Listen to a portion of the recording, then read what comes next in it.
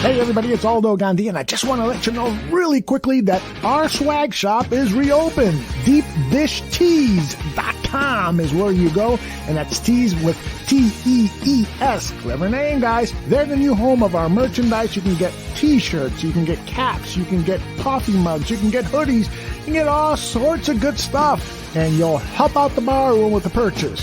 So head over to DeepDishTees.com.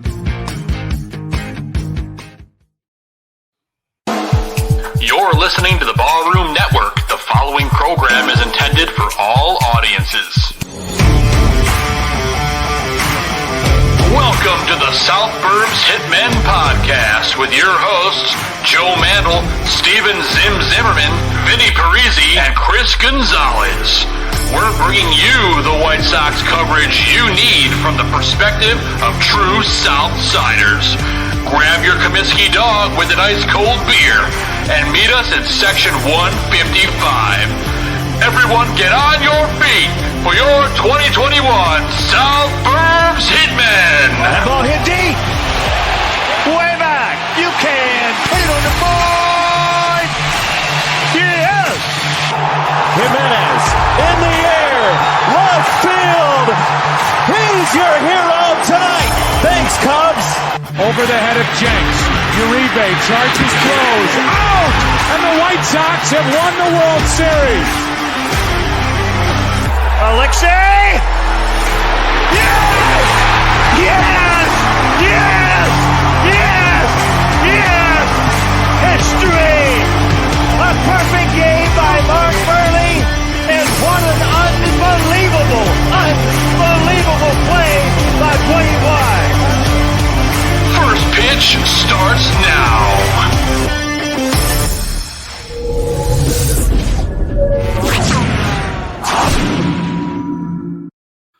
What's going on, everybody, and welcome to the South Burbs Hitmen Show. I am one of your hosts, Joe Mandel, and I am joined by my White Sox brother-in-arms. I'm talking about Chris Gonzalez, Steven Zim Zimmerman, and Vinny Parisi. And first, before we bring on our one of our good friends, our special guest, let's go around the horn real quick. How's everybody doing tonight? How you feeling after this race series? Zim, I'll start with you, bud. You know, I'm feeling better now that the Sox are on the board tonight, because it was feeling like it was going to take a while. But it did take a while, but they're on the board. Feeling good. It's been a hell of a week. I'll tell you guys, baseball and otherwise, it's been a hell of a week. So I'm happy to be here with you guys. How y'all doing today? We're good, man. It's we're ready to talk more baseball and White Sox and the whole shebang. Chris Gonzalez, how's things on the West Coast? West Coast is just absolutely beautiful, and I'm actually really happy for the White Sox that they were able to beat up on the Oakland A's. And Tampa Bay series not go so well, but hopefully the Sox can win the next two series this week on the road. I love it, man. We are aligned there. And then, of course, I'm going to toss it to Vinny Parisi. Vinny, how you doing, brother? Vinny, you're muted. Yeah, I'm dumb. That's how I'm doing. It's Cubs week. Speaking of dumb, it's Cubs week. So you got that coming up. That's always exciting. It's always a way for me to get angry, excited, and emotional all in the same week. Pretty stoked about that. I'm sure our guest of honors coming up here is going to enjoy hearing me talk a bunch of smack. And, it's a good time. We got football now. There's plenty of news going on with the NFL and how things are going with baseball. It's a good time to be a sports guy and a sports girl right now. It certainly is a good time to be in sports, talking White Sox, any Chicago sports, really. And, we have the Crosstown Series coming up this weekend, another game with the Cubs. They're coming to the South Side this time, though, 35th and Shields. And we brought on a special guest tonight to walk through it with us to preview Sox Cubs. And, of course, that is our good friend Greg Braggs Jr. from Braggs in the Stands, my old co-host from Shy Fans in the Stands. Greg, what's going on, buddy? How we doing, gentlemen? Yep. Come here to lick my wounds against you Sox fans. You live in the dream this year. So I stepped into the Lions Den, just a few hours removed from the Vegas Lions Den. Now I'm hopping into another Lions Den. But if I can handle Vegas, I can handle you four jamokes. I respect you. Yeah, I would hope so. You went through the full grinder. You went straight from Vegas. You came home, and then you went to Bears camp, and now you're on with us. So you've had the full day, Greg. And I appreciate it too. Yeah, it's been a full day. Hallis Hall training camp, wrapping up the training camp coverage for the year, and it's been a great year for that. But I appreciate you guys bringing me on because as we speak, my 3-year-old is screaming bloody murder because she doesn't want to go to bed right now. She's got school tomorrow. And I don't have to be a part of that. So thank you for bringing me on here. Not your problem. Solid excuse to not have to wrestle her to bed. So fire away. I'm ready for all sorts of conversations until I don't hear that screaming no more. That's right. We planned it that way. But, of course, as you know and everyone watching knows, Crosstown Series coming up this weekend. What storylines or players are you keeping an eye on ahead of, this series as a Cub fan? Is there any positive things you're looking at lately? Well, this new kid for the Cubs, Hermosillo, for me as a Cub fan, I've got my eye on him. I saw earlier, Cody from On Tap, if you guys are familiar with the On Tap crew, he told me about Hermosillo. This guy, I was going to like him, and I like his swag. He brings the right kind of energy that I'm looking for this new core of the Cubs, which, the last 4 weeks we're in the doldrums. We got a bunch of nobodies out there. Frank Schwindel it goes from Javi Baez to Frank Schwindel. So this has been quite a roller coaster season for the Cub fans, but a guy like Hermosillo coming up, had never got his opportunity with the Angels, as Cody was pointing out to me. He's an Illinois local kid. And, he had a quote where he talked about instead of wanting to prove his doubters wrong, he wanted to prove his people that supported him all the way through these years. He wanted to prove them right. And it was a great quote. It's a very long quote. One of the Cubs beat reporters shared. And for me, I loved that mentality. It made me an even bigger fan of his. So, for the Cubs on a small scale of who I'm starting to follow of the next generation of Cubs, which may take a few years. So you just don't know which ones will be a part of the next successful run for the Cubs. That's a guy that I got my eye on. But all things are White Sox right now. I mean, even if you're a Cub fan, it's impossible to deny. They have that. I mean, if you're a Cub fan, you can't help but draw to what the 2016 Cubs did, but they absolutely have that exact same energy, that same line of focus where it just feels like their year. In 2016, I always say in all sports is it when you see it. And especially as Chicago sports fans, we don't get very many successful seasons. So when you have one and you have a team that has it's very apparent because most years we don't get that. So the Sox have that it. And to me, there was no better example of that than the Field of Dreams game. You could feel it. I mean, just watching the game unfold, it was an all-star-like atmosphere to watch on TV. The festivities were unbelievable. They're kicking the Yankees' ass, and then all of a sudden the drama happens, as it always does in Chicago sports. Never a dull moment. They blow the lead in the top of the ninth, and Joe saw it. You guys all saw it. I predicted the walk-off because you could just feel it. That's what the White Sox are right now, and they play in the moment, and it was a huge moment, and no better guy than Tim Anderson to hit the walk-off as the fireworks are going off.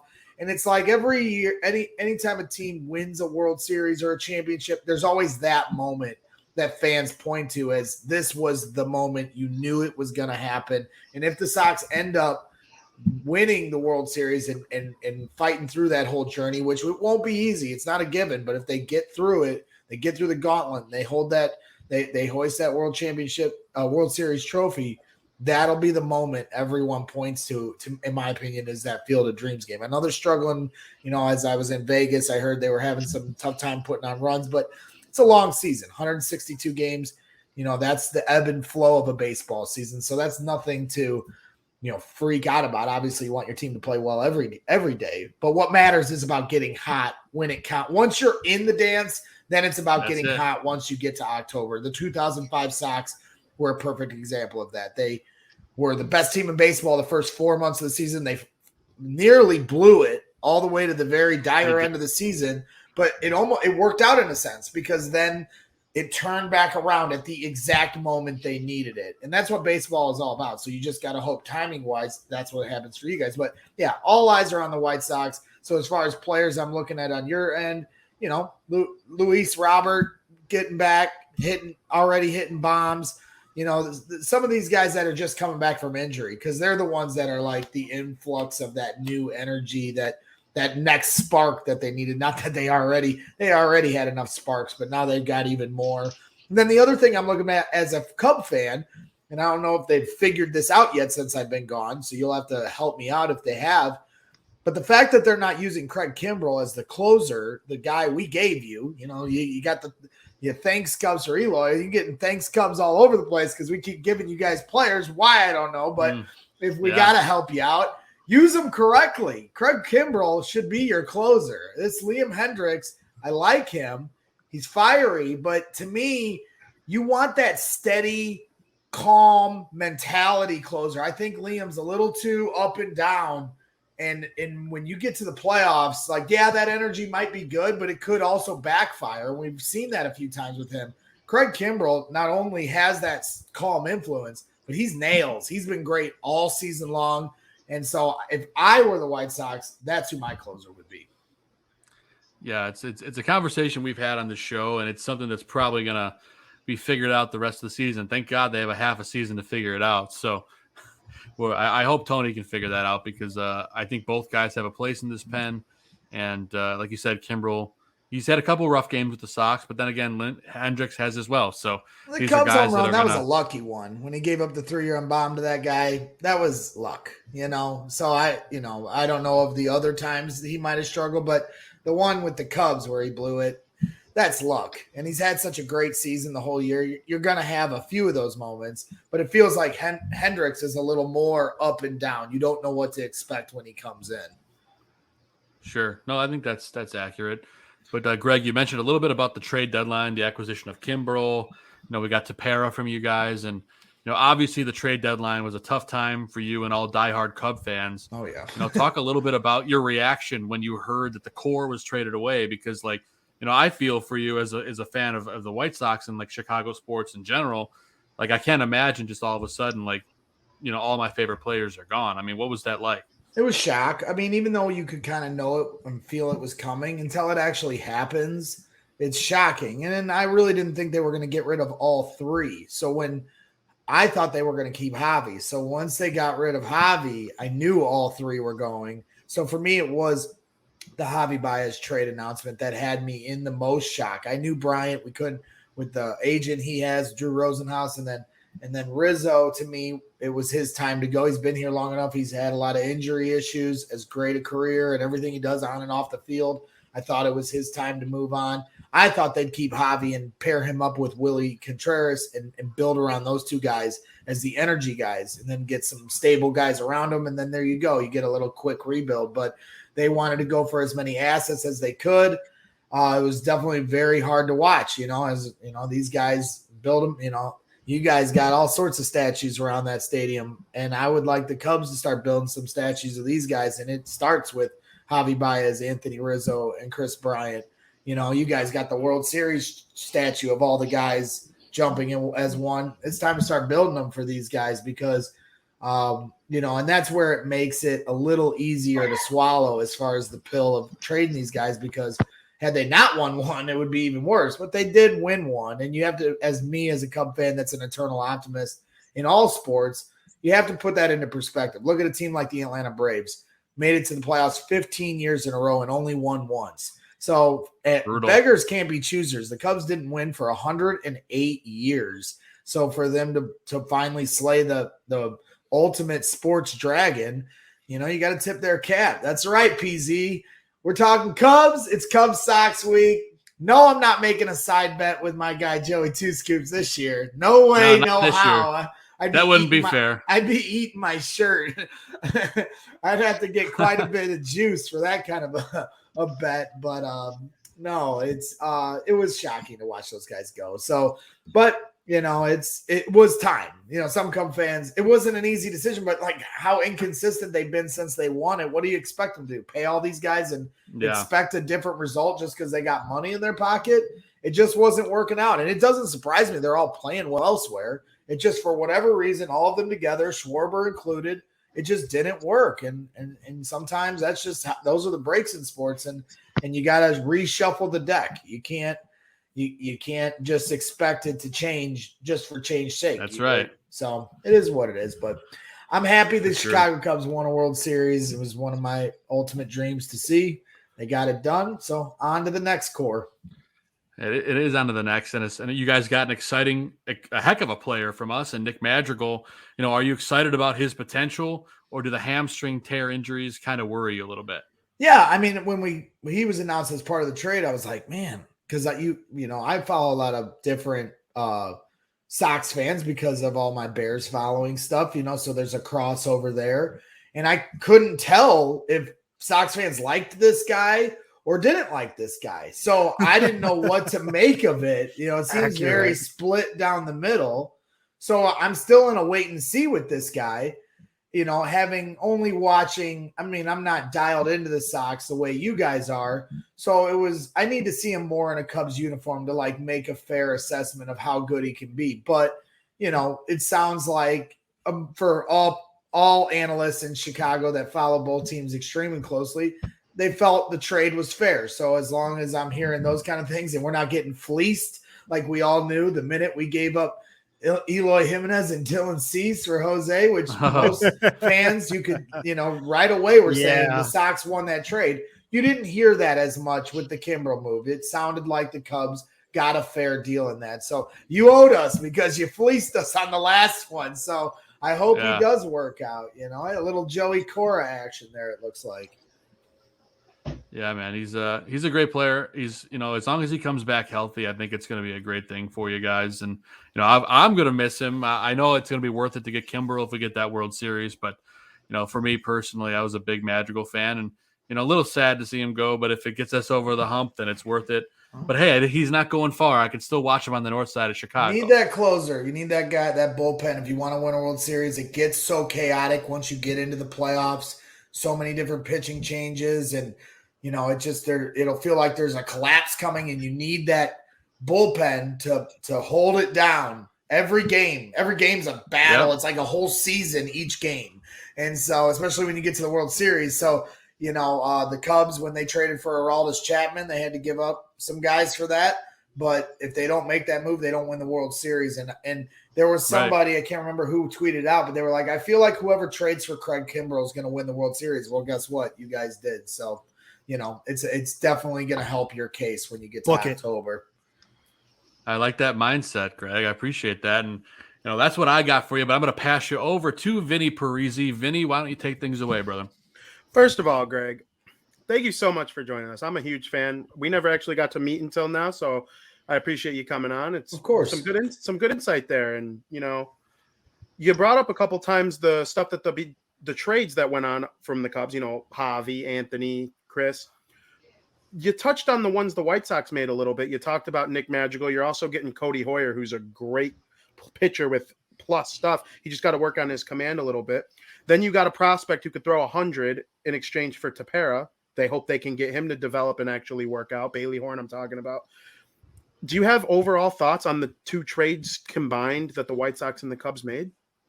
Other than the fact that it feels like they were fair trades, as I said before, more so than when we had to give up more to get Quintana because we were desperate at the time for a starter. Mm-hmm. So it felt like we had to give up more than we needed to in that moment. Other than that, I mean, I'm not a minor league follower. When Cody Hoyer came over, I'm like, I'm just being honest. I'm like, who the fuck is Cody Hoyer? Pardon my French, but I didn't know who he was. So it's a new learning experience of getting to know these guys and making my assessment once they get in a Cubs uniform. But from all, on its surface, when you hear it across the board and different fans and analysts takes from it, it makes me feel better when I'm not hearing the Cubs got fleeced. And it doesn't mean what fans and media say doesn't amount to anything. It's about what happens, when it's all said and done a few years down the road. But typically when Eloy gets traded and everybody's yelling, thanks Cubs, a few weeks later, I don't get that sense with this time around. it seemed like it was Right. more of a fair deal. And as I said, the White Sox owed us after we gave you guys Eloy and Dylan Cease, who certainly seemed to be working out for you guys. So I appreciate the White Sox doing right by us and giving us some prospects to help build this back up so we can get, hopefully competitive by either, I know next year would probably be dreaming a little too hard, but at least within the next 2 years. So, the Cubs had a stout bullpen to start this year, and they had to break that up to acquire assets. Sounds like some of these guys could potentially be, bullpen or starter. And that's what I mean. For me, it's learning what these guys are going to be all about going down the road. So it's good to hear you describe him as plus stuff. That's what they need. You can't have guys, too many soft tossers for the Cubs the last couple of years. So you need some fireballers in there. Aroldis Chapman, he was the biggest fireballer he is, off the field issues aside, he threw smoke, and that's what you need when you get to the playoffs. So I'll take it. I like Nick, I like the fact that they got a guy like Nick Madrigal who has MLB experience. Most of the time when you make a move like that, you're getting nothing but prospects. So at least you get somebody that has a little bit more juice, a little more of a resume. So that helps, but they're a little far away. So again, some of these guys, even if they're solid, may not even be a part of the next core when they are a good team. You might use a Madrigal next year to trade chip halfway through the season. So, not running out and buying anybody's jerseys as of yet. 100%. It's a little strange seeing them make a fair trade, because the Sosa one, I think you guys would take the winner on. And then, of course, Jimenez, we're all yelling, thanks, Cubs, like you described. Yeah. But thanks a lot, Benetti. Yeah, thanks, Cubs. But I do have to give you guys credit. I love you guys as open. Thank obviously, as somebody that fan in the stands, that's a really great open. All the different shots, and it's got great heart behind it. He deserves all the credit for that. Give tip of the hat to you guys on that. 100%. And I'm liking Steve Zimmerman's background. This guy looks like he is driving the Death Star right now. That's what I tell him every week. I love it. No, it's badass. That's awesome. I love Star Wars, so this is totally badass background. Steve, last week it was either this or what was it, Finding Nemo or something like that. Lilo and Stitch. There you go. This week, I don't know what she's watching, Matt. Probably some True TV or something. So I figured this is just a little more professional, Death Star or Batcave aside, Bust out the Lilo and Stitch. We're in on it. You brought up comparing the White Sox to the 2016 Cubs, but I actually had written down, if you had to pick the 2015 Cubs or the 2016 Cubs to compare this White Sox team to here in 2021, would you pick either one of them, or are they completely different from either of the two? It's such a tough question and a great one, too. I mean, ultimately, it'll depend on whether the White Sox win the World Series, but it is more so 2016. Last year was your 2015, and unfortunately for you guys, in my opinion, it was in a shortened season, chaotic season. Like for the 2015 Cubs, they played 162 games, a normal playoff schedule, and they fell short. They won a few. They beat the Cardinals. It was a huge moment. They won the wild card game against the Pirates. So they got success, some of the building blocks that you need once you get back to the playoffs to win your World Series like they did. That helped them. The Sox, they didn't get that opportunity. They didn't get a chance to play 162 games. They didn't get a chance to move on to the second round of the playoffs. And some of those things help because it's a journey. And once you get to the second round, it's a whole nother journey. Then you get to the World Series, it's a whole nother journey. So, will the Sox be able to take the limited playoff experience they have with this core and do the whole damn thing? It certainly feels like it. And that's why I feel it's more aligned with 2016, especially when you consider the injuries. When Kyle Schwarber went down for the Cubs, normally Cub fans would be like, it's over. Our Babe Ruth is gone. We're screwed. They didn't. They did not blink, and they powered through that season, and then, boom, Kyle Schwarber comes back and helps them win a World Series. That was so unlike the Cubs to have that happen. Well, look at the White Sox. The exact same thing. Maybe even more so with talking about catastrophic injuries. They have not blinked. They take these guys, big-time players, fan favorites, and the team doesn't blink, the fan base doesn't blink, and it just seems like they continue to charge away at what their goal is. And I got to give it to the Sox because they opened the season with a video that was making a statement that was basically World Series or bust. And I thought that was really taking a step because, like, I don't even know if the 2016 Cubs necessarily put a video like that out to start the year. And that was a statement, you know, but they were confident in the talent they had on that team, and they're putting their money where their mouth is as of right now.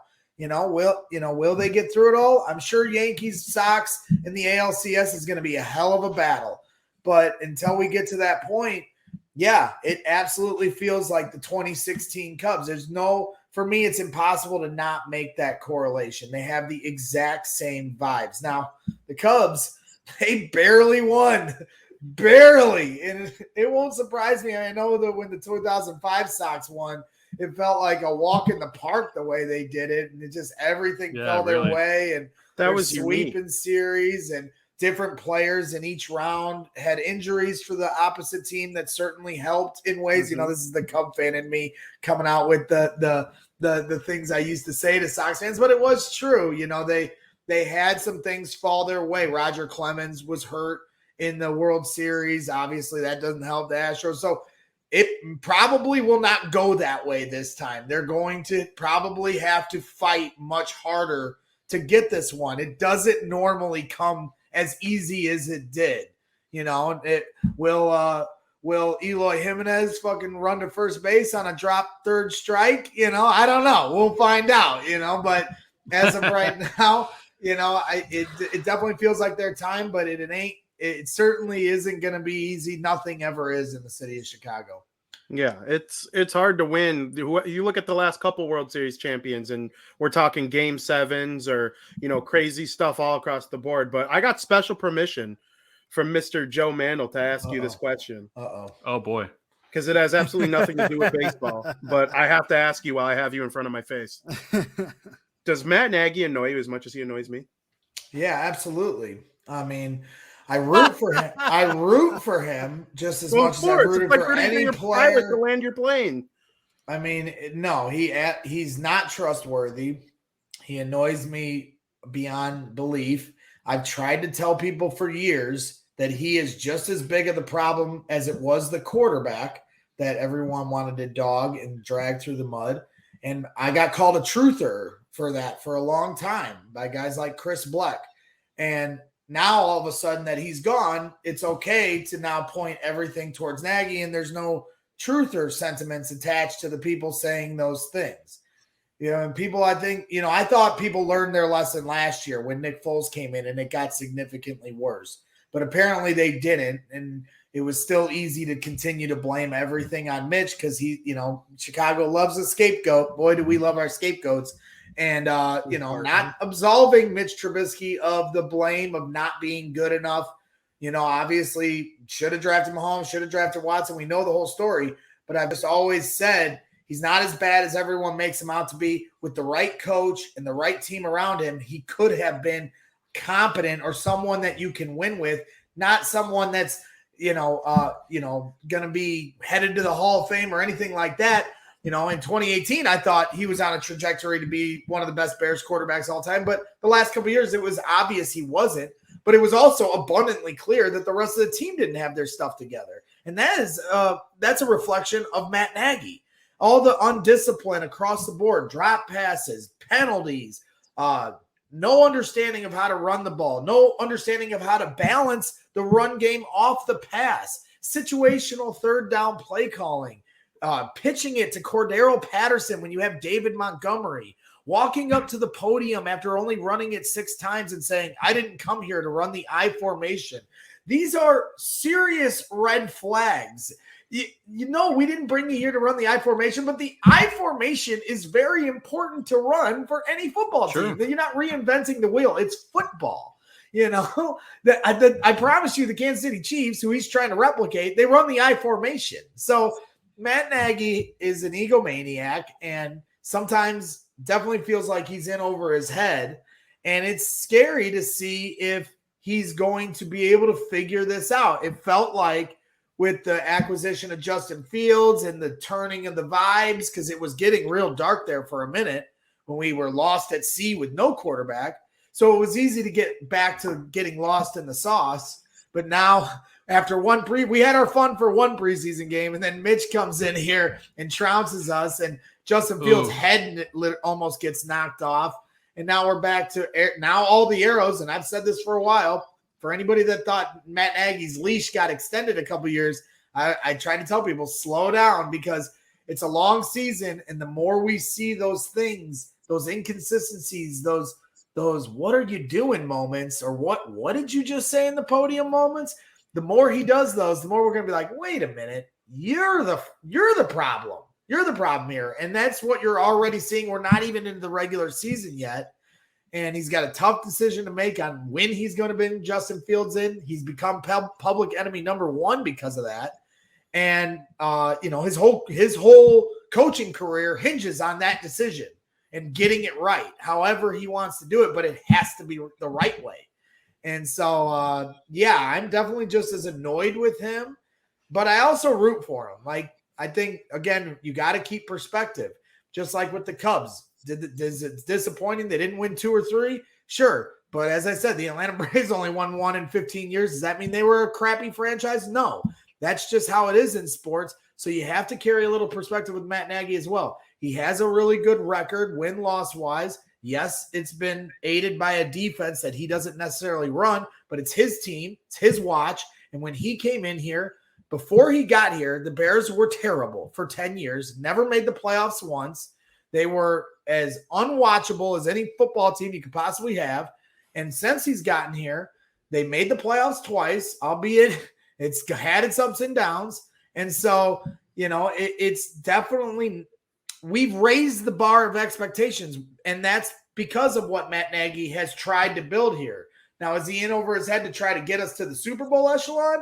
Maybe, but I'm rooting for him to figure it out. So I try to keep perspective, because it isn't as bad as it was before he was here, but we obviously should always want better. Until we get what we want, which is a championship, we should all want better for our Chicago Bears or our White Sox or our Cubs. That doesn't mean that and then that's where people go off the rails. He's not the worst coach of all time, but he's still got a lot to learn as far as being a head coach in the NFL. And that, that's just a fact. You're seeing it, you're seeing it in the last week. I appreciate that analysis more than Like, everything you said just got me all fired up. It's nice being a multi-sport guy, because you can do that and then, go right back over to baseball. So I appreciate that. Just as annoyed as you, but like you said, rooting for him is like rooting for your pilot to land your plane, even though he's like a jerk. Like, you want our football team to do good, and that hinges on Matt Nagy making proper decisions. Of course. To get us right back into baseball, I'm going to hand you over to Steven Zimmerman. I appreciate your time. Great. Darth Zimmerman. You know your stuff. I appreciate it. I appreciate you, man. I appreciate, you guys, like I said, stepping in the lion's den, but you guys are great hosts. And Vinny Parise, you should have been a world-class hockey player, man. I love the name. It just flows off the tongue. Yeah, well, I make up for it by doing a hockey show. That's I know that. I absolutely know that. So, like I said, it's a Hall of Fame hockey name to its core. It's Chicago to its core, for sure. Yeah. All right. So no, we're not going to jump quite right back into baseball. We're going to slowly dip our toes into baseball here, right? Whatever you need. I'm ready to fire away at anything. We can talk all about right. Well, we were just talking about Nagy. So the White Sox very famously hired Tony La Russa, of all people, to manage this team. Crazy. Seemed insane at first, but slowly as the season's gone on, it seems like it's made a little bit more sense the closer we get to the playoffs. Who do you think gets relieved of their duties, we'll say, first? Matt Nagy or Tony La Russa, whether it's on their own decision or somebody else's? Who goes first? That is a great question, Darth Zimmerman. This is a great question, man. That's tough. I don't even know what I think. If they don't win one, the White Sox that being, because it's not a given. He's getting older, so it's only a matter of time. Who's the manager in training behind him? Right. Well, so they've Miguel Cairo, probably. They've got Miguel Cairo as their bench coach, who we've debated whether he's being trained for this position or just for a managerial position elsewhere. We also know that Paul Konerko may or may not be potentially interested depending on his personal future. And let me ask you guys this, not to cut you off, but let me ask you this. Do you think that any manager could have walked into this White Sox team and they would have the same success because of the bevy of talent this team has? No, I don't think Ordinarily, so. Look at last year. Like how has he Right. been managing the bullpen? Like I don't follow him as closely. I watch some Sox games, but I'm not watching every pitch, every inning. well, I'll put it this way. I think the Kimbrel move is partially because of La Russa. Yes. So that might give you at least some insight into that kind of how his he's bullpen trying to manage management- this team. Yeah, his bullpen management, I think, has been very strong this year, as well as And his for an AL relationship- coach, that's pretty much all his duties are. He's not double switching. Like in the NL, there's a little more to it. So it's basically just about bullpen management and setting your lineup, which can't be that hard with the freaking murderers row you guys got over Well, there. it could be pretty hard. Look at Rick Renteria. Well, Normally- but they were young, so they wouldn't have been terrible with Rick, but they certainly might not be as good as they are, especially when you consider how they powered through the injuries. And I have been surprised by Tony La Russa because it started off bad. Like the optics were bad, the fans didn't like it, they weren't behind it. You had the whole situation where he was telling his own players to apologize for, showing off, and that's not the Sox vibes. They want to, pump their chests out, but he just steady as can be. Didn't listen to any of that stuff. You see him turning the hat sideways. He's running out and defending his team, and now before you know it, all that stuff is kind of put to the past. And I didn't think he was going to get through it at first because of how hard the White Sox fans were being on him. So it is a huge credit to him. I mean, he's an old man, so he's not bothered by any of stuff. He's not on Twitter, so he's not listening to all his talking heads on there. So, certainly that kind of a guy helps a young team. I had always thought when Tony first got here, I was like, I thought a guy like Ozzie would be perfect for them, just a fiery dude. But maybe I was wrong. Maybe they need a steady presence, as they go into the playoffs, somebody that isn't going to show emotion either way, whichever way it goes. Because the players play with so much emotion, so you need that steady guy instead of like Ozzie, like rattling the cages every game. So, I've definitely been impressed by him. I mean, how old is this dude? And he's still got it, man. And he was out of the game for so long. Yeah, I mean, that was a big moment, and that's the kind of stuff that then the team will now rally around you.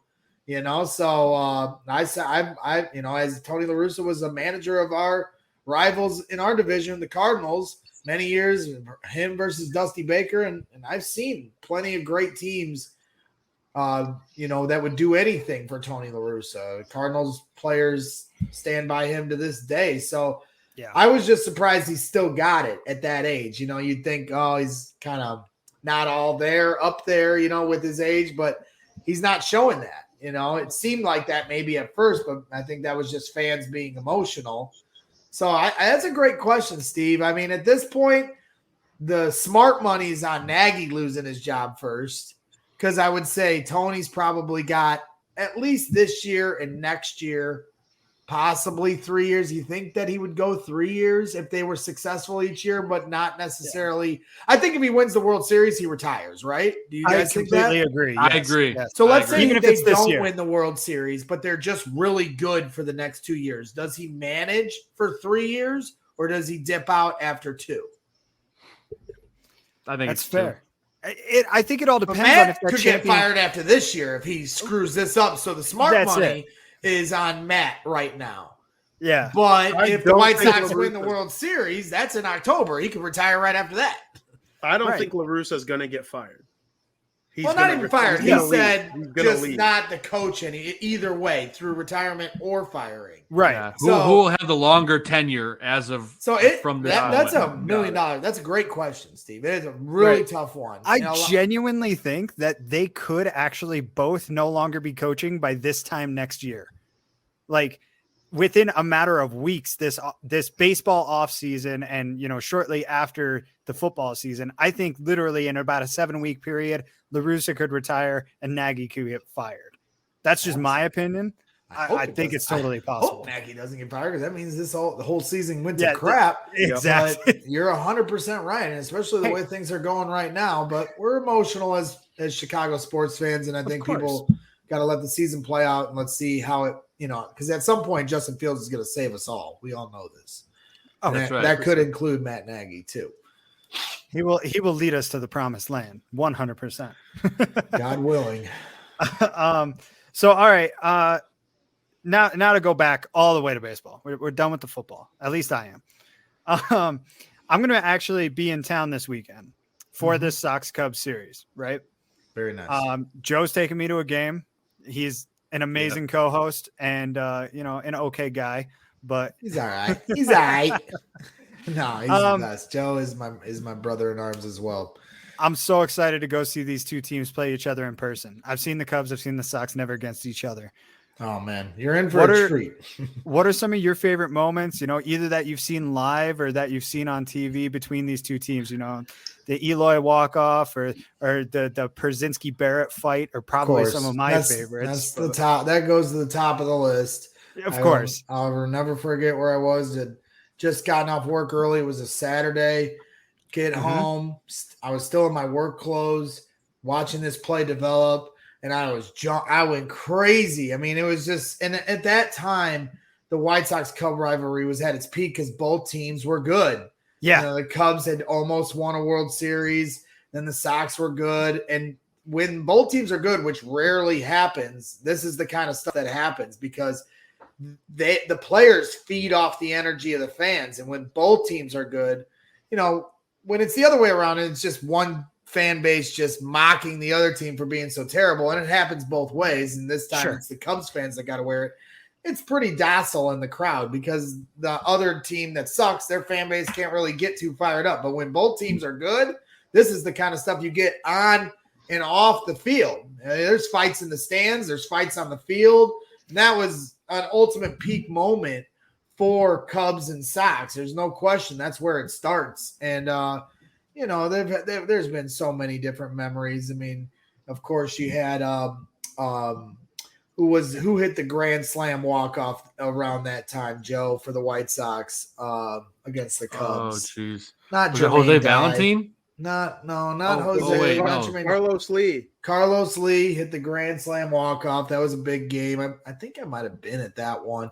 One that breaks my heart was Ted Lilly had a no-hitter at Wrigley Field going into the ninth inning against the White Sox, and I have never seen a no-hitter. And if I could have seen my first no-hitter against the freaking White Sox, I mean, it would have been a pinnacle moment of my life. And they were 3 outs away. And Juan freaking Pierre, who also played for the Cubs for a period of time, but also stabbed us in the heart many a times as a Marlin, and then, breaking up the no-hitter as a White Sox. That was tough. The Cubs ended up winning, but that was the closest I've ever been to seeing a no-hitter in person. So that one sticks out for me. I mean, I've been to games where the Cubs hit like 6-7 home runs, and, we're talking all sorts of smack leaving Wrigley Field. I mean, so many great memories. I mean, it can get a little too hostile in the crowd. When I was 21, I used to enjoy that kind of stuff. I'd go, truth be told, I'd go out to the stands looking for a fight. That's what we did, when we were 18, 19, 20, 21, or, anybody that said something wrong, you're getting tough with. That's this male machismo bravado that, for whatever reason, young, dumb meatballs can't help themselves with. And then the combination of drinking and all that just dials it up even more. I was happy to see, at the Cubs Sox, I was in the bleachers with my co-host and good friend Johnny B, who's a Sox fan. We're having fun with everybody. I'm giving everybody shit about the L flag. But then by the end of the game, I took pictures with the guys with the L flag. They got the championship WWF belt with White Sox on it, where Eloy Jimenez, he wears his pocket inside out. So for every inning, we're yelling pockets out to him, and everybody in the stands, Cubs and Sox fans together, all pulling their pockets out as Eloy comes running out. And he's very playful with the bleacher bums, and Cub fans appreciate that stuff when a player will respond and mess back. And most of the time, everyone keeps it cordial. There's no personal jabs. It's normally kept pretty cordial unless somebody's too drunk. But I think the bleachers is good about checking those type of individuals. So I hope on the south side there isn't too many fights that break out. They do happen, unfortunately, which ruins it for some people that want to go to the games, but doesn't deter me. Yeah, that crap happens at pretty much any game, unfortunately. I've been to my fair Well, share you just of... saw like the Rams fight. Yeah. It happens. There's idiots everywhere, and not just in sports. And so that comes with the territory, unfortunately. But as I said, I don't think I heard many things of that nature at Wrigley for 3 games. So, you'll be in the White Sox house. So I'm sure Sox fans will be a little more puffy chested. They're very proud of their team, but Cub fans are beaten down right now. Like if you turn on, how many times have you heard jokes about Sox fans not filling their stadium? Turn on the Cubs game right now. There's literally 12 people. There's 12 people there. So it's, we are beaten down. I don't even know how many Cub fans are even going to show up there next weekend. Normally, we help. The joke is, or for Cub fans, is that we help fill your stadium when we go there. But I don't think that's going to be the case this year. I think it's going to be 95% Sox fans. I don't think you're going to see this huge wave of Cub fans like you normally see at Cub Sox because we're just beaten into submission. I've moved on to football for the most part. Obviously, I'll watch Cub Sox and keep my eye towards it. And I'm going to keep my eye on the White Sox all the way through their World Series attempt. But, right now Cub fans are just beaten into a pulp. So you're still beating us in attendance.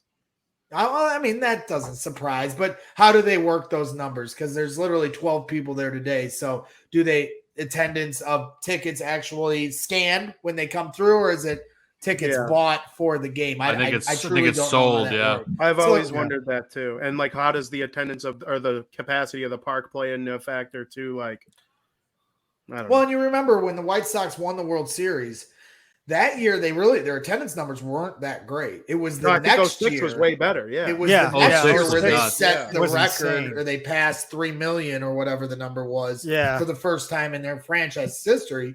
And then they ended up not being as good that year. So it'll be interesting with the White Sox because you're certainly seeing a new influx of this fan base that you haven't seen before. It's starting to get somewhat Cub-like as far as their fanfare and emotions, and it just feels like there's more of you all of a sudden, and maybe in the way that the Blackhawks had a lot of people start to come on board, that could very well be what happens with the White Sox if they can sustain the success for over a 5-year window, as opposed to just being a one-hit wonder like we see with all Chicago sports teams. It can never just be good for 10 years like a Boston team. But maybe if this core of young players, exciting players, talented, they got great charisma, energy, personality across the board, maybe this will be what starts to bring the Sox fan base closer to the fold. They'll maybe never hit what the Cubs fans are. And I know there's a lot of tourist jokes that are attached to the Cubs, but for me, there's a lot of diehard Cub fans that are true blues sitting out there like Bleacher Jeff, and yes, they do have the tourist appeal because it's a historical landmark. Babe Ruth freaking played at Wrigley Field. I mean, that's just comes with the territory. It's an amazing. It's the Chicago Bears started their franchise there, so you can't deny the history of Wrigley Field. But now I think the White Sox are going to start moving into that next stratosphere of what their fan base is. Now that this team, I mean, you can't help but be proud of who they are if you're a White Sox fan. I mean, look, they're so much fun to watch. That Field of Dreams game was one of the best non-Cubs games I have ever watched ever for baseball, period. To watch those balls fly into the cornfields, to watch him hit that walk-off as the fireworks going off, and he's going like this, like that puts chills down my spine right now talking about it. That's badass. I heard somebody suggest, and I agreed with this person, the way the Lions play every year on Thanksgiving, the White Sox should host that game every year, and somebody plays the White Sox. And I hate saying that because I don't want to give the White Sox an inch, but it's the truth. I mean, the movie is about the White Sox player, right? So, and then look at how they played. So to me, until they're not a good team, they should be the ones that are the home team every year. You got Gene Honda announcing the players in the cornfield. Gene Honda's a legend, you know? So to me, that was one of the coolest things I've ever seen. So, you know, I just think the sky's the limit where the franchise is going, that entire franchise is going. It really is. Sky's the limit. Well, hey, man, I appreciate you entertaining my questions. And I think you kind of answered this unwritten third one I had here. So I'm going to go ahead and just toss it on over to Gonzo, because I know he had some questions about that Field of Dreams game for you. And I'd like to hear what your answers are there. Of course. Greggy Sunshine, how we doing, man? I am doing great. I'm running on fumes. Hey, I'm surprised you didn't pop the jack out already, man. It should be flowing heavily right now. Got it right here, brother. There it is. Take a swig. Take a good swig of that. No, never. I'm never drinking again. And I'll leave it at next this. weekend. You should have seen me at the pool club on Saturday. I'll take your word for it, Greg. I'll take your word for it. I saw you taking your photos with your buds, and I knew it was going to be some bad choices were going to be made when a 30-plus-year-old is already getting all decked out. Well, see, I was with a bunch of 27-year-olds, so I was the 35. They're all calling me dad the whole weekend. So surprisingly enough, I made the best decisions of the weekend. Not to say that there weren't bad decisions made, but I held it as close to the best as I would have ever. I'm actually pretty impressed with myself. I guess I'm growing up a little bit. So Field of Dreams talk. Yes, sir. Yeah, two things for you. One, I want to know, will Brags in the Stands in your second year go to the Field of Dreams game next year? And then two, I want you to expand a little bit more about the Sox-Yankees Field of Dreams game. And was it really your favorite regular season moment that you've seen, or expand on that for me? Yeah. To start with that, I would call it the best non-Cubs game I have ever watched. I don't know if I've seen a better regular season non-Cubs game. Obviously with the Cubs, that's personal, but for just as a spectator standing on the sidelines watching this whole thing unfold, the pregame festivities, Kevin Costner. I don't even really like the movie all that much. I mean, it's a good movie, but it's not my favorite movie ever. But just to see them come out of the cornfields, the players come out of the cornfield, the pictures, I'm big with pictures and videos. Like, I'm just salivating thinking about how cool it would be to be there for this. And then just the drama of how it ended, the way the ball disappears into the cornfields, how they built that whole campus. The fans walk through the cornfield to get to their seats. Like, it was one of the coolest things. Baseball doesn't get a lot of things right. They got that right. And then Tim Anderson doing that coming off, like, that's an epic moment in White Sox history. I mean, that's up there with anything they've ever done, World Series or otherwise. I mean, you're talking about, like I said, taking this team to the next stratosphere. I mean, how many times have we heard Sox fans complain about not getting that national appeal? This was like an all-star game, and all the best players on both teams showed up, and you guys finished it. Put the cherry on top. The guy that some people in Chicago think should be the face of the MLB with the way he carries himself and the way he plays, batting champ and everything else. So it, to me, was electric to watch. It just was. And I love the intimacy. It scares me because, yes, I am dying to see this field. I'm dying to see this game. And this is limited tickets. I have a few connections that I might be able to work through. But if not, these tickets go for $3,000 a pop, And I'm pissed that they scheduled the Cubs to play there next year. I truly think it should be White Sox versus somebody else next year. I don't like that it's the Cubs and the Reds. Both of them teams suck. Yeah, nobody likes two teams that suck at this game. Like, I know they have old school history to them, and that's why maybe they chose them. But come on, wait till the Cubs are good. I don't want to spend that much money to go out there and watch a bad baseball team in the cornfields. It is only going to work. It won't be as cool as what the White Sox did because the team isn't as good. The game's not going to be as good. That's what made it the total package. So, yeah, I mean, I was just totally floored by how cool the entire game was from start to finish, pregame ceremonies all the way to the walk-off home run. I even kept watching postgame coverage because of how cool it was. But, yeah, I am going to be trying to go to the Field of Dreams game next year.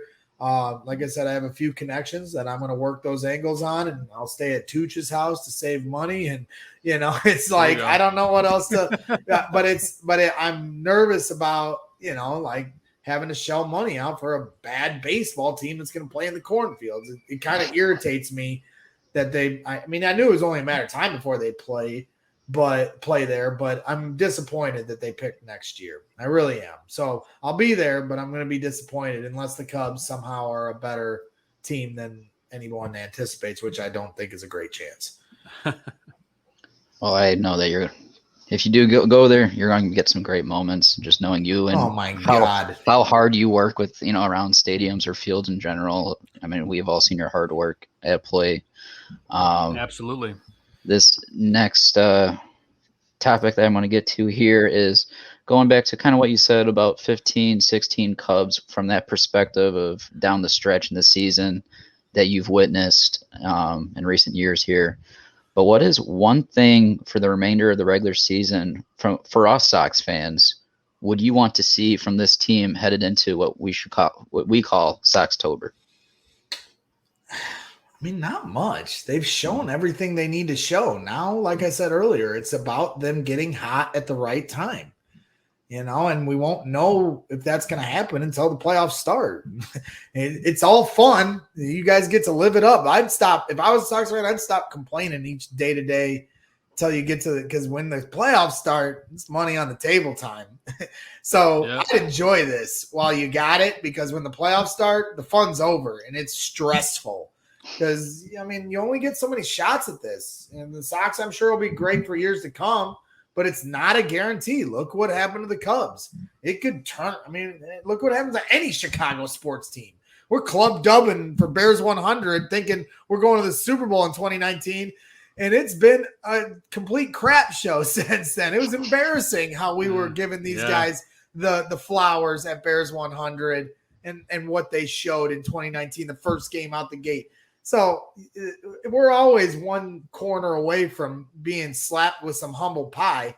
So next year isn't promised to the White Sox, even as great as their core is. So this is your shot. And maybe next year you'll have another shot, but you don't know that. So this year, it's all about getting hot at the right time. It's impossible to gauge how the best way of that happening. Like, are you going to get nervous if they're on a 14-game winning streak to end the year? I would be if I was a Sox fan because it's baseball is a law of averages. And, but do you really want them on a 6-game losing streak to end the year? No. So, it's impossible to gauge. It's just about being healthy, getting to the dance healthy.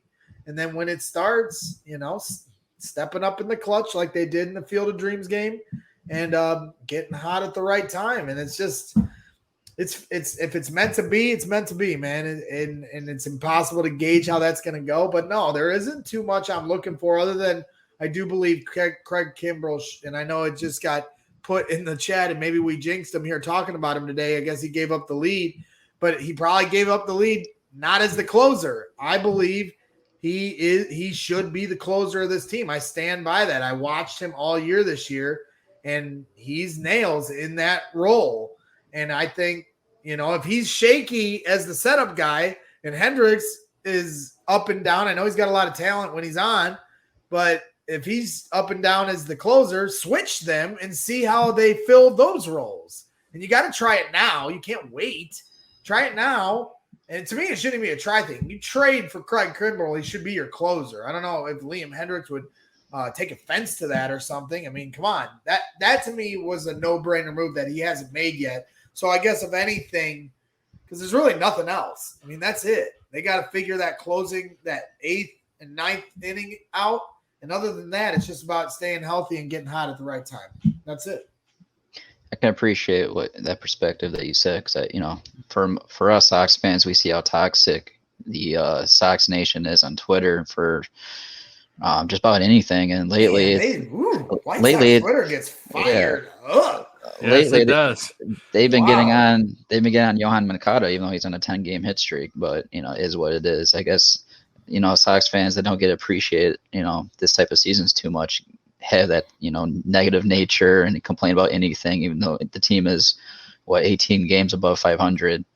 But let's see here. How about, is there a particular postseason matchup that you're hoping to see, just as the baseball fan of yourself, in this postseason coming up? 1,000%. Cubs Yankees. I don't know if the Yankees are going to get there or not, but after watching what we saw in the Field of Dreams game, with the kind of firepower they have with Aaron Judge, Gallo, and who's their other big bopper? Help me out here, guys. Stanton.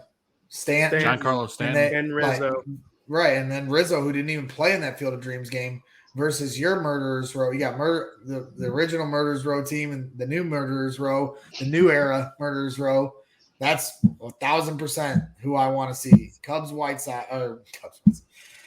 Yankees, White Sox in the ALCS. The Cubs aren't making it to the World Series. White Sox, I think Yankees in the ALCS. That is, I need to see that rematch after the Field of Dreams. I want 7 of those. I think it's coming. Those Yankees are the hottest team in baseball right now, like 21. They should be. Since the they break. Trade for all those Something players. like that. Jeez Louise, they're loaded. Come on, they should be. I can't believe that they're not even more so in playoff contention. I guess that's why they made all the moves, but yeah, they should be. That's the matchup I want to see 1,000%. They are now. They've won 9 in a row and they're beating the Braves. I think they have a better record than the White Sox now. Yeah. And Robert Mandel, and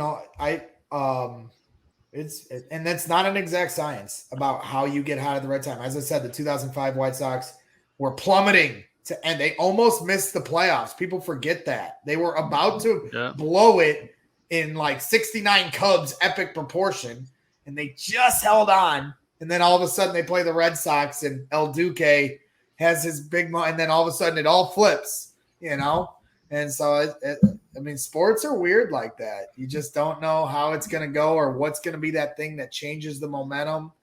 And so, it's not an exact science of how they get hot at the right time, but that's the key. Well, Greg, I appreciate my time with you. I'm going to toss it to Joe here. Thanks, buddy. And Greg, I just got to say, man, it's so nice having you on the show, getting back to our old vibes, the Shy fans in the stands vibes, talking, sitting in the stands. Hopefully you make it out I'll be there with Zim on Saturday. If you make it out to Sox Park, let us know, because we're going to be there grabbing some dogs early at 35th Street Red Hots right there down on 35th Street. So let us know if you make it out, because that's going to be a ton of fun. But the number one question I got to ask you before we go, don't you miss this? I miss you. I miss it. I miss your warm embrace. Miss your warm embrace.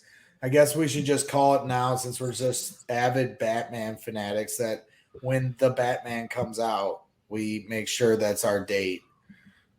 Maybe we'll bring our wives, but me and you are certainly going, and we're holding hands and sharing popcorn. That's right. The Batman and the new Flash with Michael Keaton. Oh, and the Flash. So you might see me cry at that movie when Michael Keaton comes out as the OG Batman, my favorite Batman all time. I seriously might cry when I see that. So, now you got 2 dates planned for sure. That's it. So Batman and Star Wars. Me and Greg can go all day. All day likes long. Star Wars too. Yeah, all day long on both those. Batman was my original love, but and I definitely want to do some crossover work with you guys. As you see over my shoulder, I've been linked up with the Collector's Cave, a memorabilia company that's based out of the region. Really good guys. Mike and Aaron, they do an incredible job, and they do a lot of White Sox stuff. And for me, that's not my that's not my wheelhouse. And we do a lot of live shows when they do public signings. They just had Scott Podsednik at Buffalo Wings and Rings. I know, I saw that. Yeah, awesome. And so they've got a White Sox signing coming up in November. I believe is the next date. And Jeff Blum. Yeah, Jeff Blum. And so we need to start putting some wheels in motion where as many as you guys, I know, Steve, you don't live locally, but you guys come out, we do a live show, and you guys be a part of it, and you guys can carry the load, and I can just come by and help because I'm not a White Sox fan, but we had talked about doing some White Sox Cubs stuff, and then just life's moving so fast, it's hard, but I definitely want to do some crossover stuff with you. And absolutely, brother. And they certainly, like I said, have a lot of different White Sox connections. So be happy to throw you guys some really good guests your way.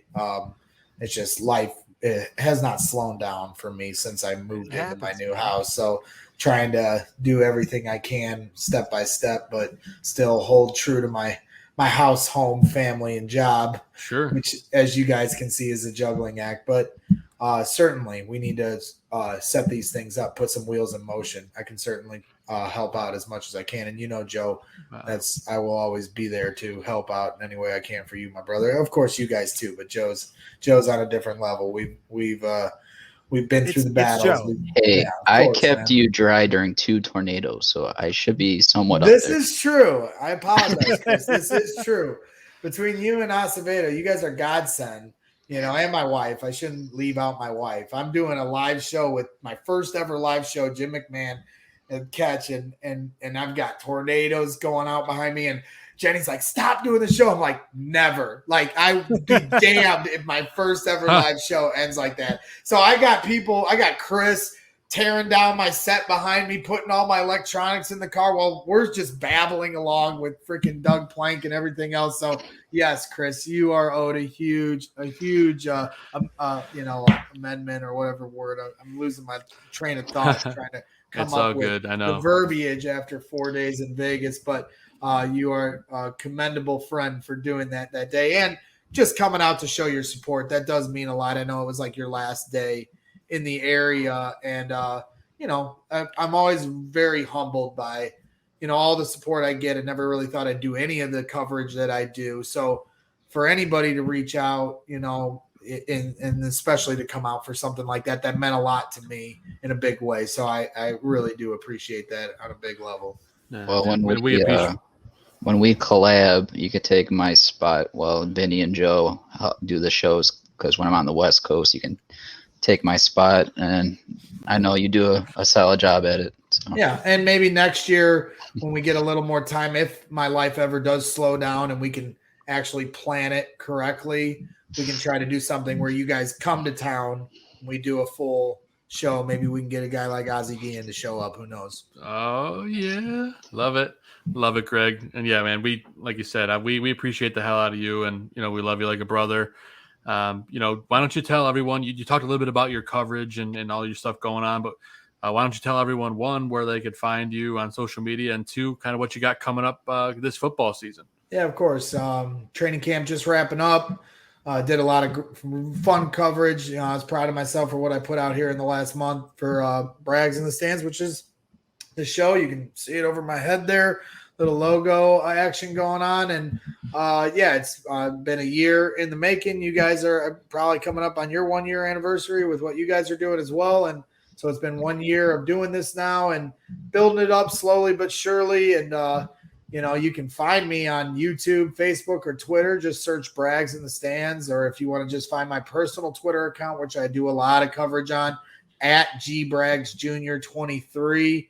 And yeah, it's all Bears all day right now. I've put the Cubs in the back burner of my mind, so I don't have to cry anymore. Save my tears for another day. And so it's Chicago Bears football coming right up around the corner. One more preseason game, and then you got the opener against the Rams on Sunday Night Football, and then I'll be at the home opener against the Bengals with Nick Verha, another good friend of mine. That's right. On the 23rd show, which is my lucky number. I mean, it's everybody's lucky number in Chicago, with Michael Jordan, Devin Hester, Ryan Sandberg, Robin Ventura, Jermaine Dye. You got even to a lesser extent, Kyle Fuller and Jerry Azuma, even Golden Tate from Notre Dame. I know there's a lot of Notre Dame transplants in Chicago. So 23 is king.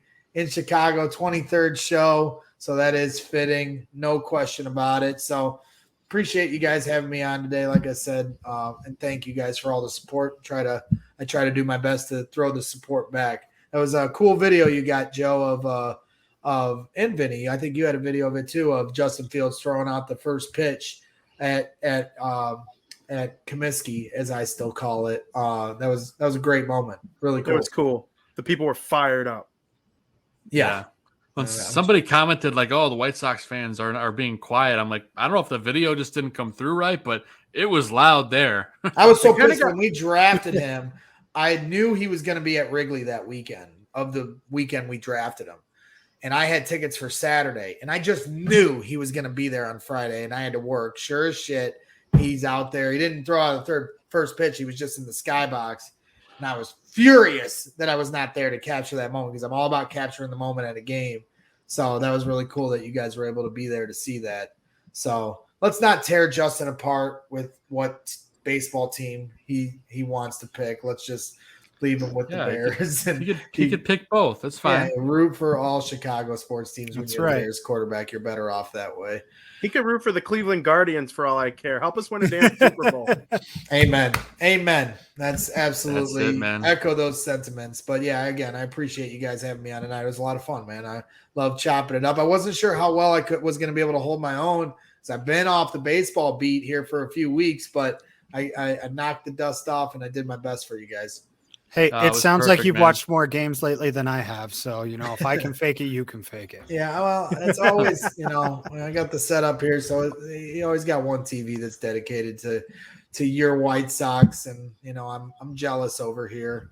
Well, Greg, you'll have to catch up because Liam Hendricks had a hell of a week last week. He was on fire. There you go. See, that's what I mean. So I was dogging him this whole show, but he's on his hot streak now. So I like his intensity. I just don't know if that is going to help or hurt when the playoffs start, because sometimes you need that calm guy in the bullpen, but it works both ways. I'm not saying a fiery guy like that can't work in the playoffs. I just someone that's more steady and calming presence is more trustworthy in my opinion, but it's not an exact science by any means. So I'll be rooting for you guys. I'll definitely root for you guys if you can help me retire that L flag. I got a big gripe with that. If you get that retired, you guys are at the game on Saturday. I'll see what I can do. Absolutely talk not. to your brethren on Saturday and get this worked out. I will help them wave that flag. I'm sorry. We'll get rid of that. We'll get rid of that if you get the wave out of our field. Yeah, you guys, between that and the cup snake, it's like contagious around here with the goofballs in Chicago. So we're trying to rid all stupid traditions like that. There's no question about it. Yeah, no doubt about it, man. But Greg, again, thank you so much for giving us so much of your time. I know you've been all over the place the last 4.5 days, so thank you for giving us over an hour of your time, man. We appreciate you. Anything, and make sure you guys follow Greg on Twitter, Facebook, social media, the whole shebang. Greg is one of a kind. The best in the business, Greg. So we appreciate you. As always, love you, brother. Appreciate you, brother. I'll talk to you guys here soon. Keep up the great work.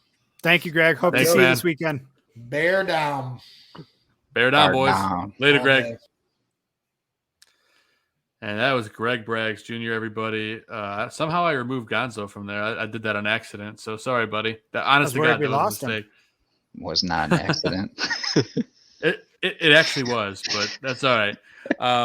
But yeah, a huge thank you to Greg Braggs Jr. for giving us so much time and just great content, talking Sox, Cubs, and a little bit of Bears talk in there too. But with that said, we're going to take a quick commercial break after this quick word from our Barroom sponsors. So we'll see you guys here in about 3 minutes. South Burbs Hitmen will be right back.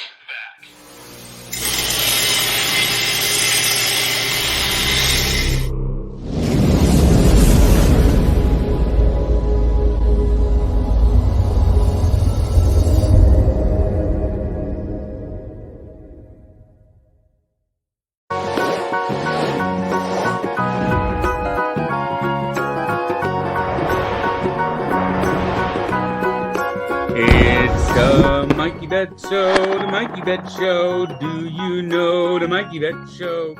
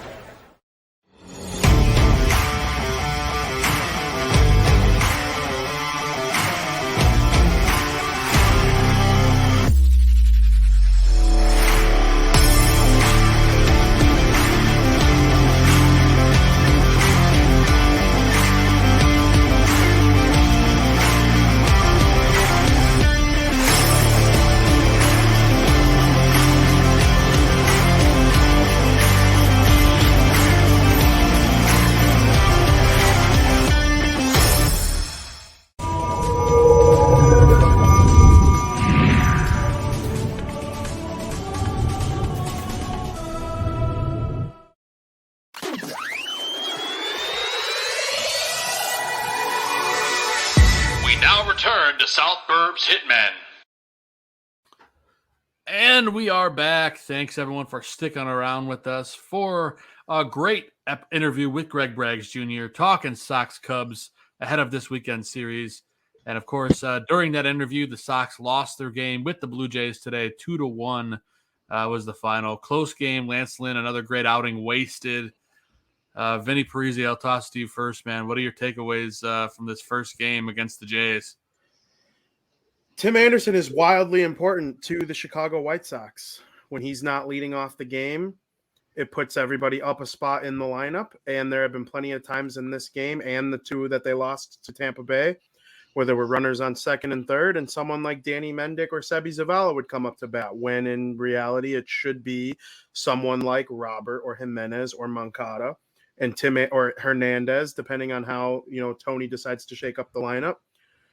I'm not blaming all three losses on the fact that Anderson was there, but you saw how he impacts games as recently as Friday.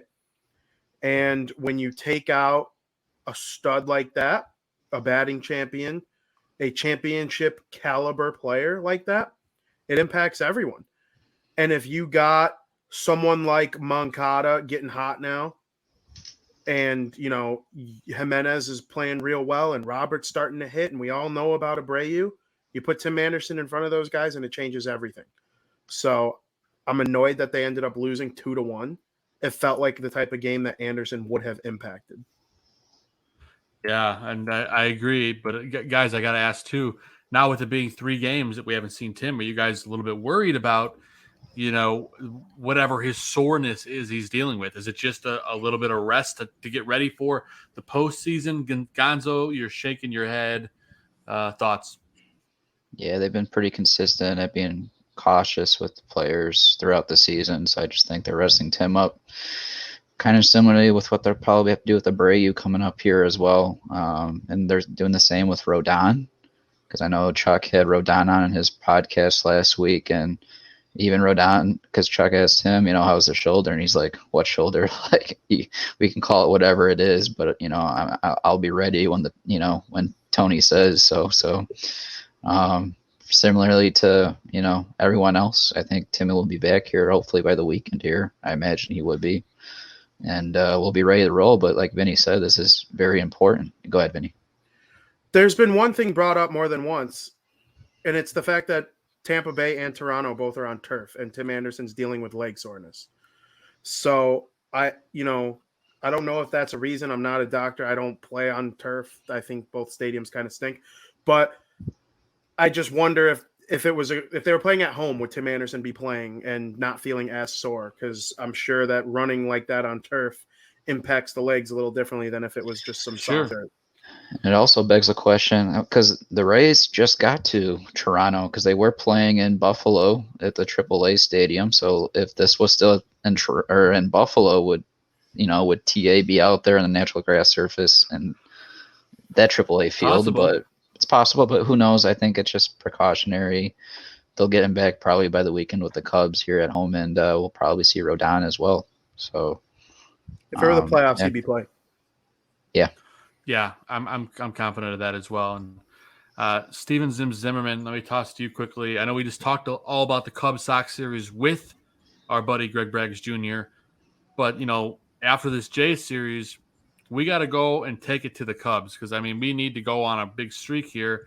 Of course, they got to finish off the Jays in a big way, but first off, how important is it to set the tone against this Cubs team? And secondly, are you damn excited to be here for 2 of the games in that series? I'm absolutely excited. It's going to be a great weekend of baseball, and I'm very excited to be a part of it. But I think the word you used right there, tone setter, is exactly what it's got to be. They have got to go in there, especially the way that they performed the last couple of days. 2-1 is kind of a heartbreaker, but you can almost deal with a 2-1 loss a lot more, at least, than you can deal with a 9-0 loss. So yeah. That's where they got to break the habits. They got to, avoid giving up those big leads, trying to come back from down by a whole bunch, and just, hang with the teams. Because as bad as the Cubs are, they're a team that if you let them hang around, they're going to hurt you. So That's Yeah, it. no. It's got to be the tone setter. They've got a good stretch of games coming up here against some teams that are favorable matchups, I guess we can say, is probably the best way to put it. And, you know, they have to do well against these teams because that's how you get hot leading into the playoffs. Another thing we discussed with Braggs, getting hot at the right time. The Sox have the opportunity to do it, so they need to take care of business and get it done. Yeah, they do. And we have a good question here from PZ. Does anyone have numbers on the Sox offense on the road? I don't have them in front of me, but I can tell you that they're definitely not the same team on the road. I do think home field advantage is a crucial thing that this team has to start thinking about and go on a stretch run to win. I know that AL East is really good, and home field's probably going to be really tough to get after the first round of the playoffs, and we might not even have it for that.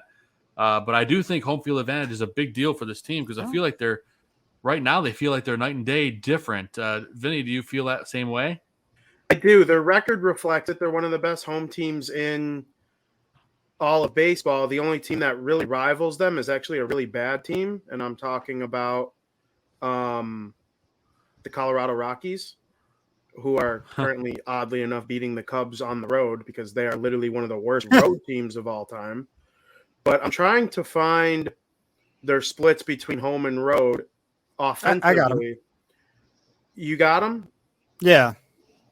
So offensively, we're looking at a difference of 23 runs less on the road, about 24 hits less on the road, about 19 home runs less on the road, and about 10 batting points lower on the road, with an on-base percentage about 20 points lower. So while it's all lower, I don't think it's really significantly lower, in my opinion. That's just me. You know, things are going to vary at home versus on the road. You're always going to be a little better at home. Well, most of the time you're going to be a little better at home.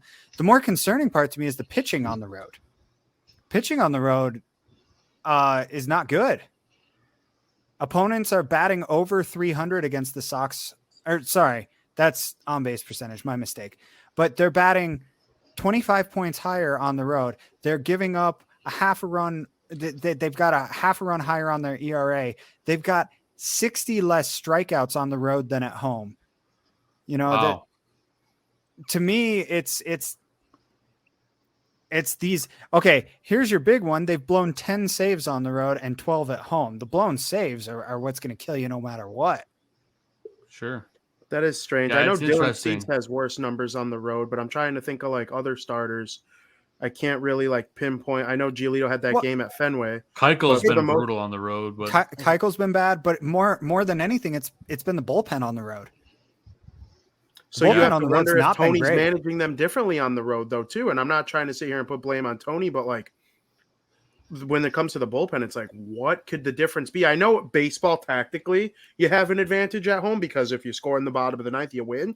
But like in terms of the 1 through 8 inning grind, how different is it? I don't know. I wonder if it's because they're young and all that, but I don't know. It's an issue. Well, you guys perfectly set it up because, you know, you talked a little bit about our buddy Tony La Russa. So with that said, let's take a deep dive into La Russa's locker.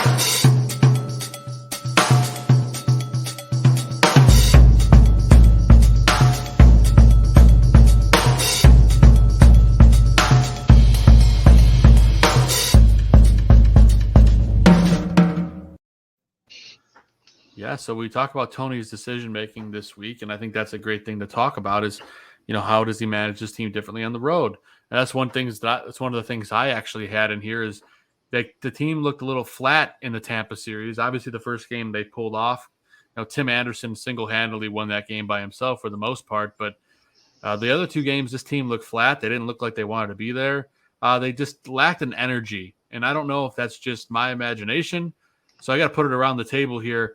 Did you guys see that lack of energy this weekend in Tampa Bay? Because I sure did. Gonzo, let me lead it off with you. How do you feel about what they showed this weekend in Tampa Bay? Well, it's weird because that first game, Tony didn't really play too much with the lineup, and everyone was, you know, healthy and where they would be. I swear that was an accident.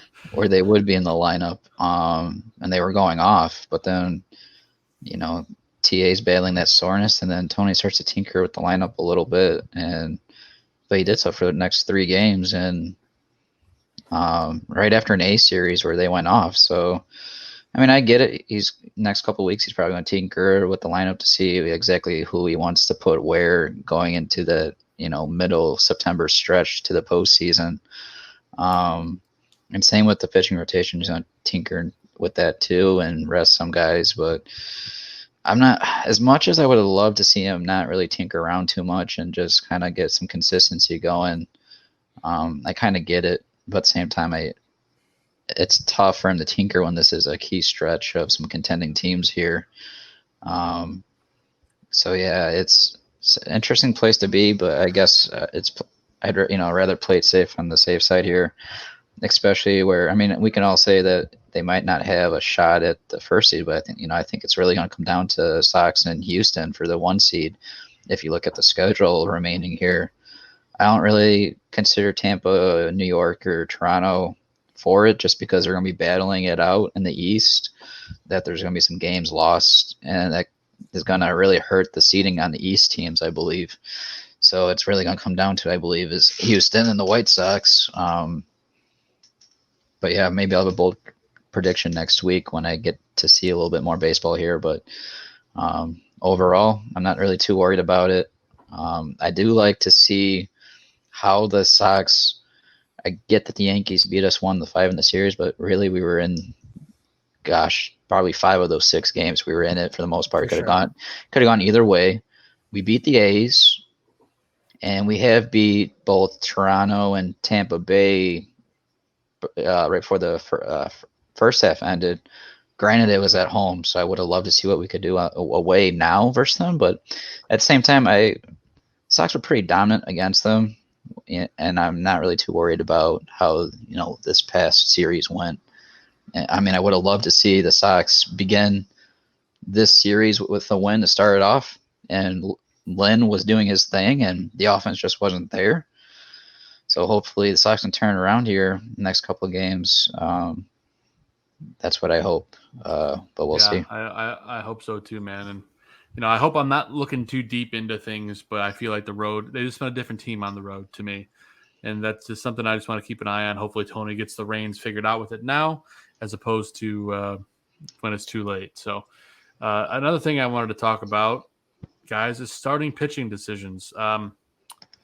As a whole on the year, I feel Tony has been up and down. The last month and a half of the season, he's been pretty good, but I feel like the last 2 weeks or so, it's been a little inconsistent. Steven Zimmerman, I see you bobbing your head over there. What are your thoughts on that? Yeah, it's been inconsistent for sure, especially considering with Rodon out. I thought maybe we would see some more Kopech come in, and instead it's been Reynaldo Lopez the whole time. And while Lopez, made the most of his first 2 starts, I don't recall, he got the start yesterday, correct? Yes. Yeah. So I mean, yeah, that says enough right there that he wasn't up to snuff at this point, and that's kind of what got him sent back down to AAA. So while using him as a spot starter can be effective at times, I think it's been shown that you kind of have to limit him. You have to. I don't even know exactly how to describe what I'm thinking with him. It's just you got to put him in more of a position to succeed. And going up against the hottest team in baseball, he's not going to succeed. That's just all there is to it. Sure, and they are on a tough stretch, and we've talked about that. They are going against the gauntlet right now, but I think it really helps humble this team, and I think that's PZ in the chat says, do you think Tony is just trying to keep everyone ready? I think that's a valid point. I mean, sure. You got so many players on this team that you got to keep fresh. I think that's why Rodon's on the injured list right now. I think it's because that was the only way they could get him to take a couple days off. Yeah, there's only really inconsistency due to the fact that Rodon's out. So the back end of the rotation is kind of rough right now with Keuchel and Lopez here. Lopez out of the bullpen was solid, but then once he's starting to get a couple starts here, he looks back to his normal self. Well, which is rough because with the back half of the rotation, you want to see Keuchel step up, get some quality starts here, but he's not doing so. he had one quality start in like his last 3 or 4 starts, I believe. Yeah. Which is kind of upsetting. But at the same time, Lynn's been dominant. Cease has been one of the top 10 pitchers in the AL and really all of baseball at this moment. It's kind of crazy his progression over this past year. And Giolito, bouncing back and forth. He had a really great start. What was it? Was it Yankees or A's? I think it was A's. But A's. Yeah. And then, he's going back and forth, but at the same time, I'd like to see that start that, he had versus the A's. So, if Cease and Giolito, continue to progress here towards the end of the season, it's going to speak volumes, I think, with, the remaining starts left. Because I don't think that Tony's going to really limit or rest Lynn at all, because Lynn has shown over his past 3 years that he's going to be a guy that's going to eat 200 innings up, and I think right now he's at like 140-ish, if I remember right. And he's on pace to win a Cy Young on top of it. Yeah, so you just continue to let him eat. Rodon's the one, like, we were all worried about where his shoulder would be, and could he remain healthy for a full season? And I don't know. I said that they're being, precautious with him, but who knows really? I'm not their medical doctor, so I don't know if he had any soreness at all. But I like that they erred on the side of caution to rest him, so he's great. He's feeling great for remaining of the stretch here. So yeah, altogether, the only thing I'm worried about is really Keuchel. But I don't think we'll really need him, so I'm not really too worried. At the end of the day. Really quick. Lynn is the guy game 1 for me. I think that's pretty obvious. He might win the Cy Young. He increased his chances tonight for that. Absolutely. I know Ohtani's in the mix now. Rodon is still in the mix. There are a couple guys in the mix. Game 2, I go Giolito at this point because Rodon, he still has to prove to me he could do it for the whole season, and we're all going based on 4 months of significant success. Then Rodon and Cease, you got them. Keuchel, you put him in the bullpen, see what he can do. I remember what Boston did with David Price back in 2018. It worked out for them. A good pitcher who was good his whole career, struggled a little bit. There were some younger guys that were better. The White Sox can do the same thing. But for the most part this season, even if you blame it on bad luck, Dallas Keuchel has been a dud. And that leads us to Adam Dud of the Week. You suck. You suck. Stupid. Lousy. No excuse. What a dud. What a total dud. What a perfect setup. Dallas Keuchel has been a dud all season long, and he's on my dud list this week. Dallas just does not seem to have any consistency. He's just not himself, and something's clearly awry. I feel like I have him on my list every single week. He's not the Dallas Keuchel that we were expecting to have. Yeah. So he's got like a permanent place. Like I took out like the hieroglyphic with the stone and I kind of carved it there. Dallas is permanently on my dud list moving forward, which I know is maybe he'll take that as motivation to get off of the list because it's going to take quite some effort for me to get that off of my wall. But anyway, Dallas Keuchel has been a dud. There's no way around it. But there's been a bunch of other guys that pooped the bed this week. Not to put it lightly. So I'll let you guys give some nominations. Why don't we start with you, Gonzo? Who is on one of your duds for the week? I went with Keuchel as well, and not only with his rough performances, but I can't stand how a veteran like him goes to quickly bash his teammates around him. I just hear a lot of negativity from him, and I just don't understand. Like, I get it early in the season when he's calling them out, but not at this moment when it's your performance that is making the negative impact and not the team. And you got to take responsibility of that and accountability and, as a veteran, move forward and say it's on you and throw it in the trash and keep moving forward and keep battling. So because of his negativity and bad performances, Keuchel's my Adam Dud of the week. Yeah, Keuchel's been brutal, to put it lightly. Vinny Parisi, who's on your dud list for this week? I got to go with Kimbrel. I love Craig Kimbrel. I love Craig Kimbrel. I agree. I think they should both be closers. I think arguing over it is stupid.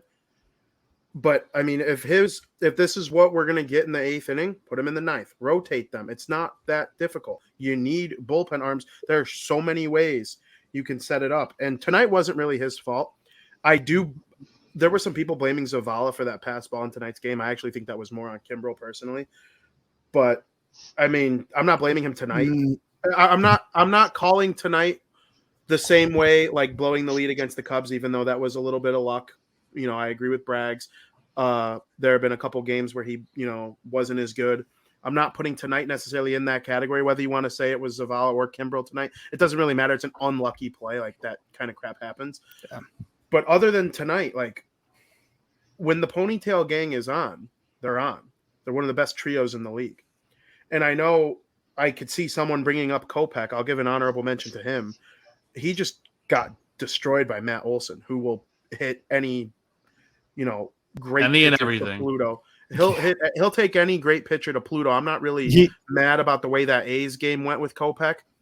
Like, for the most part, he's been a stud too. But Kimbrel, I just want to see that Cubs Kimbrel again from earlier this season. I know it's in there, and it'll especially be in there at home. And there are some games coming up in late August and early September once we get past the Jays that should really help him have that confidence ready to go for the playoffs. So I'm kind of happy that all the guys that come to mind for this segment are guys that I can make a legitimate, unbiased, almost excuse for. And not necessarily an excuse, but see why it's not going to last based on logic and evidence. Could I add real quick to that? Go real quick. I completely agree with Vinny there. That I wouldn't even blame Kimbrel in this situation, but I do believe that you don't mess with this situation because you could make it worse by going back and forth. I think what really lately hurt the situation was, and we didn't even talk about it with Tony's segment, but when he quickly got away from Kimbrel during this past series in a situation where you probably should leave him in to get some outs, and Tony even responded after the game that was on him. That did hurt the situation, but then again, I think there's just a situation where Kimbrel is going to definitely come back and gain confidence, and Tony just has to trust him to get key outs, and I know he will. So, is there a situation where you just keep at it and get trust from your pitchers and from your manager here? Yeah. No, Kimbrel point. had a look on his face after the pass ball tonight that sort of, I don't want to say he was like mad at Zavala specifically, but like it did look a little bit like, you called that pitch, you better effing block it.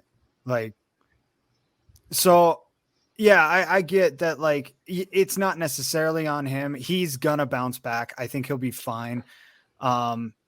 No, my dud of the week goes to Cesar Hernandez. He's done not a whole lot at the plate for the Sox so far since being acquired. His defense has been fine, above average. But, if we wanted above average defense and nothing at the plate, we could have gone out and gotten Yolmer Sanchez for free. So, without having to trade up stuff, you know what I mean? But 11 Ks in a week, he's not seeing something. And that's a little concerning considering like he's in the same division that he's been in. He's not really seeing any different opponents or seeing anything that he hasn't already seen so far this year. So, hopefully he gets his head on straight and can figure it out as we get closer to the postseason. Yeah, I agree. Cesar's a guy I was really down on this week, specifically because I picked him for my pick to cook last week, so I was definitely down on him. But honorable mention as well. We talked about everybody. I don't got to talk about Kopech again because everyone's going to have a bad week here and there.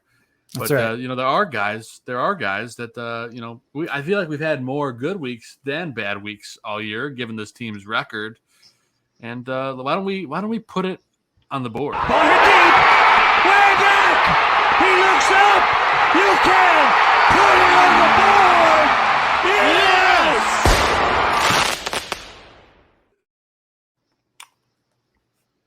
Yeah, I mean, we're putting it on the board with players that knocked it out of the park this week in more ways than one. I got to say, guys, I'll let you guys give your nominees first, but there's been a couple guys that have been lights out for the last 2+ weeks. We can keep on this list, but why don't I go to you first, Zim? Who are you putting it on the board this week as someone that lit your pants on fire? Oh, it's my pick to click, Tim Anderson. Easy. He hit a great home run that put them into extra innings and allowed them to win the one game that they won against Tampa. Sorry, I wanted to say the Yankees, and I was like, I know that's wrong. Against Tampa. Very clutch moment. He had a good stat line. And on top of it, I think my argument for his pick to click of this week is made a little stronger in the fact that he hasn't played the last 3 games and they haven't scored the last 3 games. They put up a stat during tonight's game that innings in which Tim Anderson gets a hit this season, the Sox are averaging more than 2 runs an inning when he gets a hit in that inning. When they don't get a hit from Anderson in the inning, they're averaging about a half a run an inning. So every 2 innings that Tim Anderson doesn't get a hit, they score 1 run. That's bad. That just tells you what a spark he is for this team and this offense, and how he really is the MVP, right next to the Rookie of the Year candidate, Andrew Vaughn. Yeah, I mean, he's definitely the straw that stirs the drink for this White Sox team. I don't think there's any way around that. But, yeah, Timmy had a great week. Can't argue with that. Vinny Parisi, who's your put it on the board player of the week? I don't know if it was decided who won pick to click. I think there's 2 that are pretty obviously in the front out of the 4 of us, but I'm going to go with someone that actually none of us picked, and that's Yoan Moncada. Yes. I'm sick and tired of people ripping on this guy. Yoan Moncada is one of the best players on the team. He is a plus defender at a position that he just started playing over the last 2 or 3 years. It's a very important position, a very difficult position to play. They call it the hot corner for a reason. And he's going to go through cold spurts just like any other. I wouldn't necessarily call him a contact hitter or a power hitter. He's like a middle of the pack of both.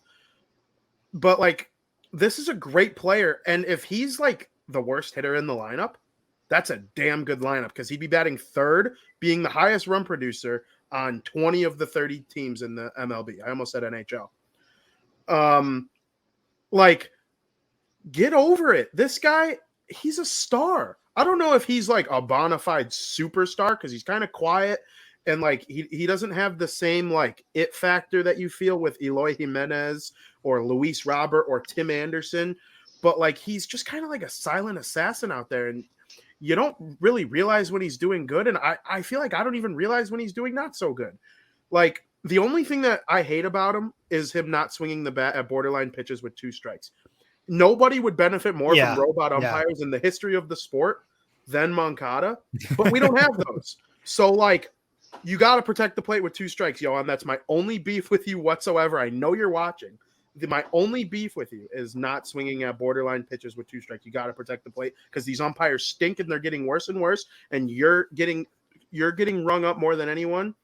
But other than that, if he starts hitting those gaps and maybe just a couple more home runs, this is a superstar. And I want him batting in the middle of my lineup for the next 7 to 10 years, depending on how things go. With the guys protecting him in the lineup that are there, 10-game hit streak, Yoan, let's go.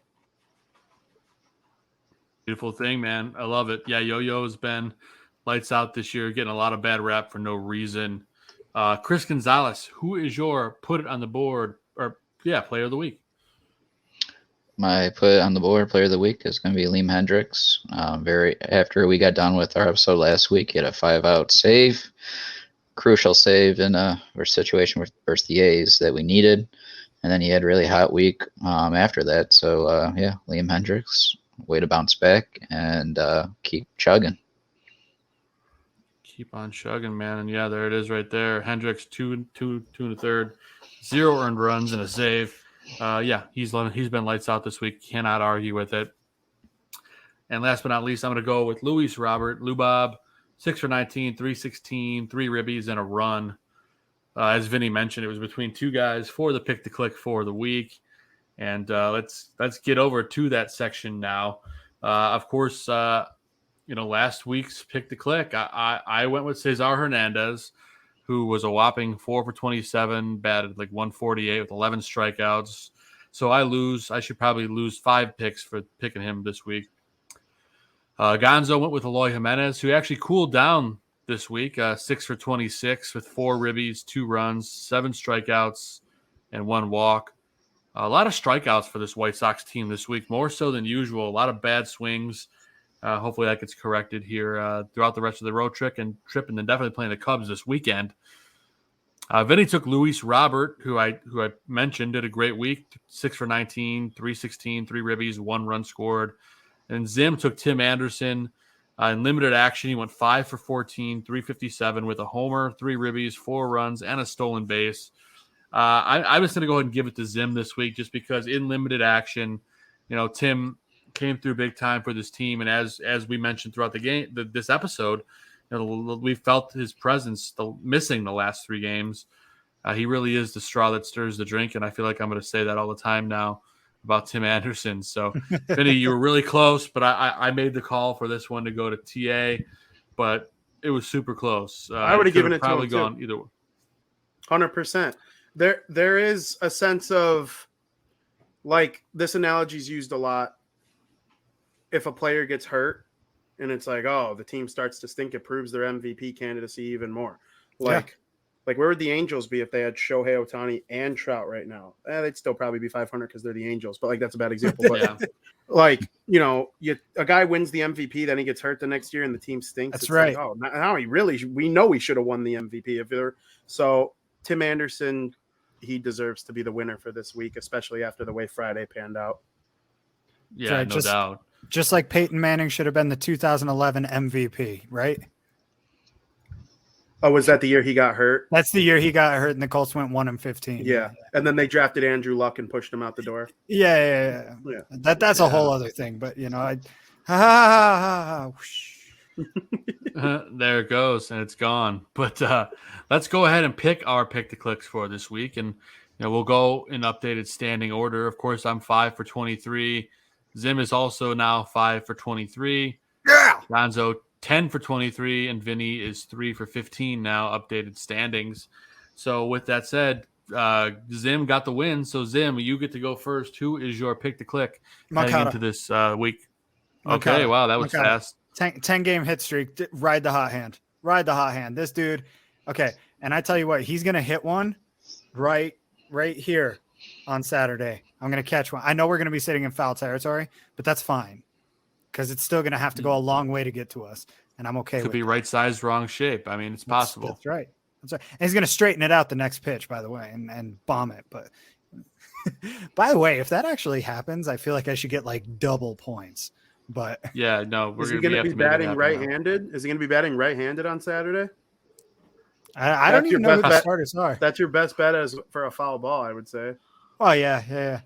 I don't know where I'm sitting Sunday, so you could give me one then too. Fair enough. We'll see, but it's a good call. I like it. So we're gonna give our next in the standings. Vinny gets to go next. Vinny, who you're gonna pick?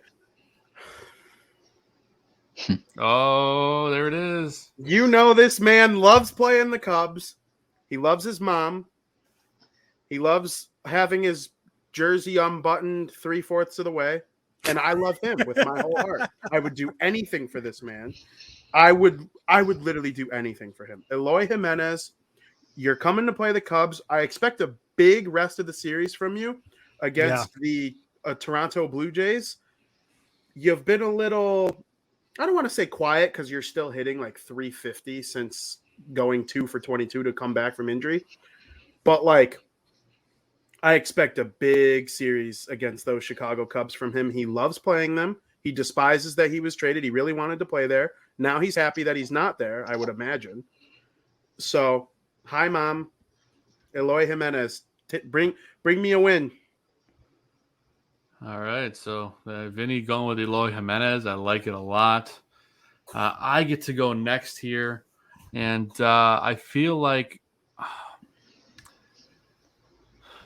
man, I don't know if he's going to do it or not. It's kind of a risky pick, but I feel like he's going to come back and he's going to pick right back where he left off. So I'm going to go with Tim Anderson. as my pick to click. There's a very possible he doesn't play at all. I'm sure he does, but if he doesn't come back, then I'll look really stupid. But I feel like if he comes back, he's going to be fired up. And Tim likes playing the Cubs too, let's be honest. So that's going to be fun. I'm going to go with Tim Anderson. So that's my pick to click for the week. Chris Gonzalez, our reigning champion at the moment. Who are you going to go with? I'm assuming you want to go with Dallas Keuchel for this week.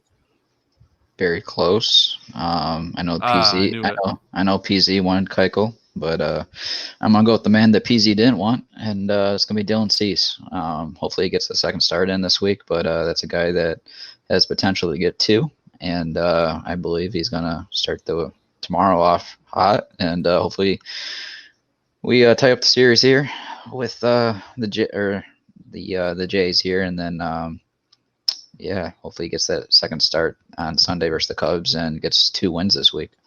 So I'm gonna go with Dylan Cease as my pick to click. There you go. A quick recap. I'm going with Tim Anderson, Zim with Moncada, Gonzo with Dylan Cease, and Vinny with Hi Mom, Eloy Jimenez. So great pickups there. Yes, Zim. Just real quick, honorable mention. Keep an eye on Yasmani Grandal. He's expected to come back for this Cubs series, and he has been tearing it up down at AAA for the Knights right now. He batted something like 450 with like 3 or 4 home runs in his first week with the team. He's seeing the ball as well as he was before his injury. So coming back, I expect him to pick up right where he left off. And as I recall, he wasn't playing too terribly before he got hurt. Yeah, and I will say the bullpen seemed to be better when he was healthy. So he's going to be calling 100%. Some pitches with those guys. So that's another thing to look out for.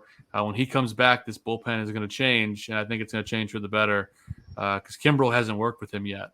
Yes, Vinny? I was told he was ready.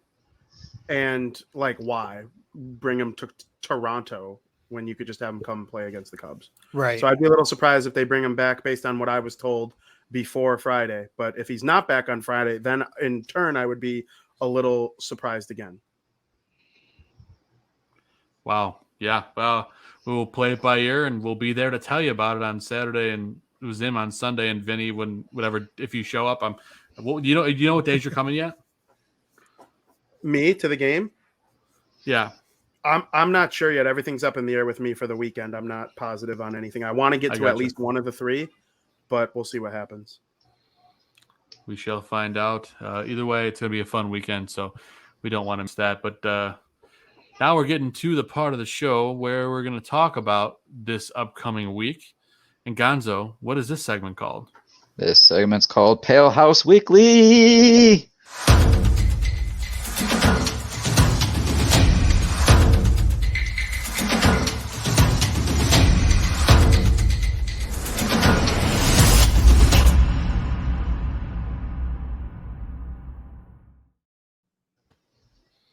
Yeah, buddy. So why don't you just take us through and let's talk a little bit about the schedule this week. Obviously, this first game is over. We lost 2-1, but preview the rest of the week for us. Yes, we got 4 games at Toronto Monday through Thursday, and then Friday through Sunday at home versus the Cubs. 3 games at home, and like you said, Joe, tonight was Lynn versus Minot, the second matchup that they've had to face each other this season, and like last time, Minot got the better half of our Sox, and Lynn did have a really solid game. But sadly, that's how it's gone twice now. But matchup tomorrow we haven't seen before. But it's going to be an interesting one for sure. We have Dylan Cease versus Jose Barrios. Yes, the Barrios from the Twins was traded to the Jays at the deadline and going off against our boys. And then game 3 is going to be Giolito and Robbie Ray. Robbie Ray might be one, the better pitcher for the Jays this season, which is, southpaw you have to be careful with. Sox beat up on him last time, but hopefully Giolito bounces back strongly and continues, his performances here as of lately. But that's actually game 3 is going to be my game of the series for pitching wise, and then game 4 is Keuchel versus Rue. And that ends the series, and I think they're going to split the series, but hopefully they do better. And then who knows what really back half of the week is really going to look like. But from what I'm guessing, it might be Rodon versus. I think Rodon's going to come back Friday and go off against. I would guess Kyle Hendricks. I think Saturday's game is looking like Lynn versus Thompson. I don't know too much about Thompson, but if you guys do likely get Lynn, it'll be a good game to be at. And then game 3 is going to be interesting, as that's going to be Dylan Cease versus Mills, likely. Ooh. But let's see how Tony goes about the rotation. If Rodon does come back this weekend series, or if they're going to keep Lopez in there on Friday. We'll have to keep our eyes on that. I'm just taking a hunch that Rodon's coming back. But yeah, if that's how the series goes, I think we should expect a royal sweep of the Cubbies, and then your hitters to look at. Clearly, it's going to be Vlad Jr. of this series, triple crown candidate. Home run tonight. Yes. No, RBI single. Losing my mind. 309 batting average, 36 home runs, 89 ribbies. Guy's just a beast. And then the Cubbies, Wilson Contreras, 226 batting average, 17 home runs, 40 ribbies. Hey, keep an eye on Frank Schwindel. I know that Braggs wasn't too high on him, but he did win NL Player of the Week just last week. Not this previous week, but the week before. Dude can hit. He really can. So just somebody to keep an eye on in that series that, you don't know a whole lot of names on the Cubs anymore. So he was an impact player tonight. Yeah, it's hard for me to have a game of the series for that pitching wise for the Cubs, but if it is Rodon versus Hendricks, that would be on Friday for me. But other than that, go ahead, take it away. Wouldn't surprise me if Rodon came back Thursday. What's up? Wouldn't surprise me if Rodon came back Thursday against the Jays. I don't know if he's with them in Canada. I can probably find out. But we mentioned the White Sox. They say on the website it is TBD at this point in time. So I think you could be onto something there, Vinny. Which would leave Lynn for Friday. You run Cease Saturday. And then you'd have Keuchel you push back then. Yeah. Keuchel. So it'd be Keuchel, Mills, Lynn, and Cease would get bumped back to Monday. Okay. So Lynn on Sunday versus Mills. I got to say that Cease versus Mills matchup intrigues me a lot more than if it's Lynn versus Mills. That's for sure. Yeah. Either way, his old team. Either way, Lynn or Cease for in that game would be nice to see. Yeah. Either way, we should see a good one on Saturday. And that place is going to be popping. No pun intended. But like I said, we're also going to go to 35th Street Red Hots before the game. Zim and I are planning on getting there. The lot opens around 2:30. So I'll be there early to get my parking spot and then meet up with the Zimster. So lots of fun and shenanigans to be had this upcoming Saturday and this weekend at the Sox game. So if you want to come meet us, come hang out. I know our buddy Gabriel Silva in the chat room is always down to hang out. And anyone else wants to come out, Vincent Tassone, all you guys in the chat room, you're welcome to come meet us for a couple of dogs and maybe more than a couple, depending on how hungry we are. But Gabriel says he'll be there. So yeah, we'll see you there, buddy. But before we get out of here, we do have one guaranteed take that we're going to hit relatively quick. And of course I said the name of the segment before I had it queued up, but this is the guaranteed take.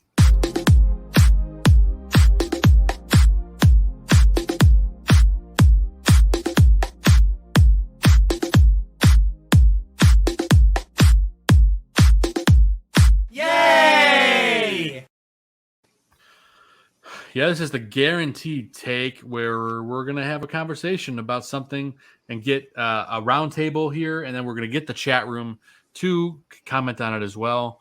And this week's guaranteed take, it's an easy one. Are the White Sox now Chicago's team? It's a big question, and Zim answered it right away. Chat room, are the White Sox Chicago's team now? Are they the big team here in Chicago and Illinois and across the nation?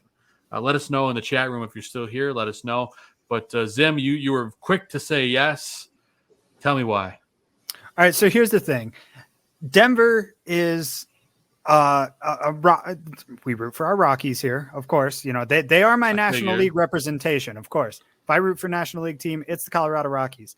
But second, and I would say the Rockies might even be second to the Chicago Cubs around here.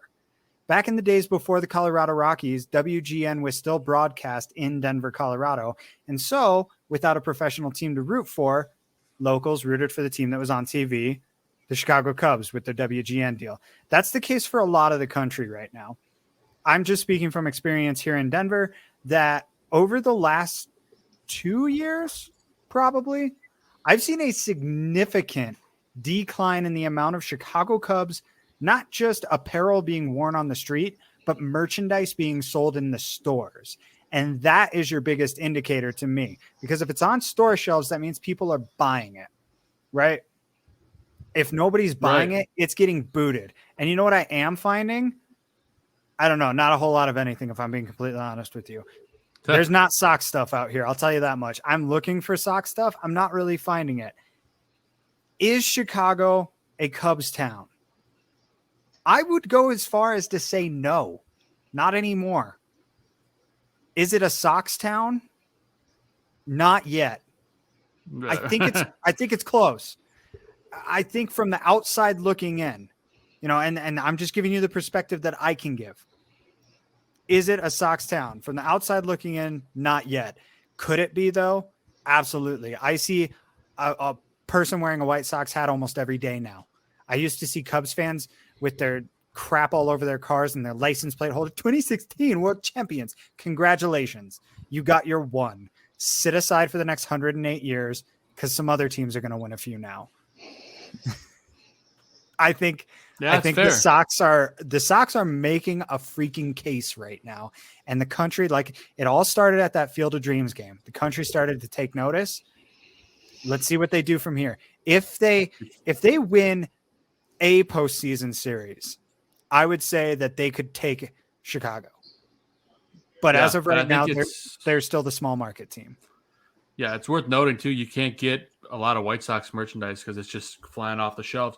Field of Dreams stuff. Vinny and I were at the game.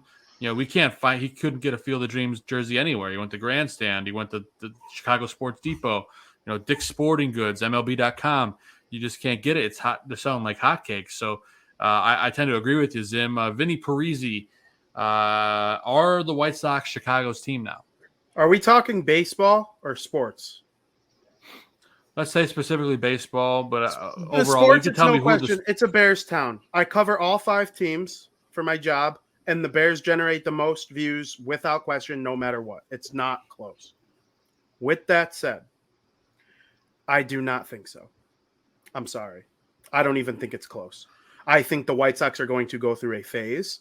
You'll see the guys who are just casual baseball fans that choose the White Sox over the Cubs. They'll bust out the Sox apparel a little bit over the next couple years while you got sweet players and a sweet team. The diehards of both teams will always be there. I think the diehards are about even. Maybe 55-45. I think the diehards are about even. The casual fan, it's always going to be Cubs. I live in the northwest suburbs. I'm actually the odd man out on the South Burbs Hitmen, being the guy from the northwest suburbs. But I went to the local Target the other day. There was one little shelf with White Sox gear. And I kid you guys not. I'm going to take a picture. I'm going to go there tomorrow and take a picture, and we'll feature it on next week's show. There was hundreds of those disgusting blue shirts. I wanted to speak to a manager. The inner Karen almost came out of me. I wanted to speak to a manager. I could not believe what I was seeing. Baez, Rizzo, Brian. I'm like, these guys are gone. These guys are gone. No, Were Robert. they on sale no, at least? Like nothing. No. People are paying full price for this stuff. And so, no, I can't. I mean, I go to family parties and people are like, the White Sox are going to choke when the weather gets cold. I'm like, listen, guys, I do this for a living. If you want to have an intelligent conversation with me and chirp me like using baseball talk, go for it. You're going to need to come at me with something a little bit better than the weather. Okay. But like the Cubs will just always have the casual fan base more. Wrigley Field, I hate it. I went there a couple times. and it's just not an easy stadium to access unless you live right there. Parking's an a-hole. The disaster. The surrounding area is fun, but like the food is disgusting. The best thing there is like the typical hot dog. Guaranteed Rate Field is like a gourmet restaurant. And I'm not just saying that because I'm a Sox fan. No, you're not. There are plenty of things that they fact. do better. There are plenty of things that they do better too. I'm not denying it. They market themselves better, obviously. Oh, yeah. I hate the way they treat Sammy Sosa, but that's a topic for another day. Like, they rebuilt their team. If the Cubs next year somehow miraculously they sign Wilson Contreras to an extension, Madrigal and Horner are clogging up the middle of their infield, and they find 2 or 3 starting pitchers that help them be like a competitive team. They're playing in the Field of Dreams game over the White Sox for a reason. I don't know. I just don't see it. We're always going to be, they can win 10 straight World Series, and then if the Cubs win 1, it's right back to being them. It might look like it for a while here, and we're going to have some shine. There's no doubt about it. It's going to be cool to like the White Sox on a national scope, but in the city limits, I don't see the White Sox ever overtaking the Cubs. And quite frankly, I'm okay with it. I love it, man. I love that take. It's it's been a Cubs town for as long as I can remember my whole life. And, I do see a bit of a turn of the tide, but I don't think it's enough to like get rid of it. Right. I mean, the Sox are like, I've seen the thing on social media, on Facebook, on Twitter, the bandwagon application form, right? Like, it's cool to be a White Sox fan right now. And all of us were doing it before it was cool. Vinny, you got a thought? Before you head over to Gonzo, and then I promise I'll shut the hell up. Each team has won the World Series in most adults' lifetime, right? So I think that like hatred that both have had for one another slowly it'll never leave me. I will always be that a-hole who like roots for them to go 0-162. But like I'm a nutcase. For the most part, I do think there are going to be more people who will be like, yeah, my second favorite team is the White Sox, or yeah, my second favorite team is the Cubs. Like that, I do agree is going to start to melt a little more. There'll always be us diehards who hate one another. But I do think that, and it also might make it appear that the White Sox are taking over the next 4 or 5 years while the Cubs rebuild and the White Sox compete for AL Central titles. It's true, man. It's going to be a fun ride, and it may not be our town 100%, but it feels like it is right now. So I don't want it I will to be. take that. I'll take it any day of the week. Right. I like when I'm like the odd man. I kind of enjoy it. Like when I go to Wrigley Field and I'm chanting, "Go Sox, go!" Like I love every second of being the villain. Yeah, and plus we got better food at our ballpark, and we can take that with us forever. That's not debatable. It's not debatable at all. But speaking of someone who likes to debate, let me toss it to Gonzo. Is this a White Sox town now, Gonzo?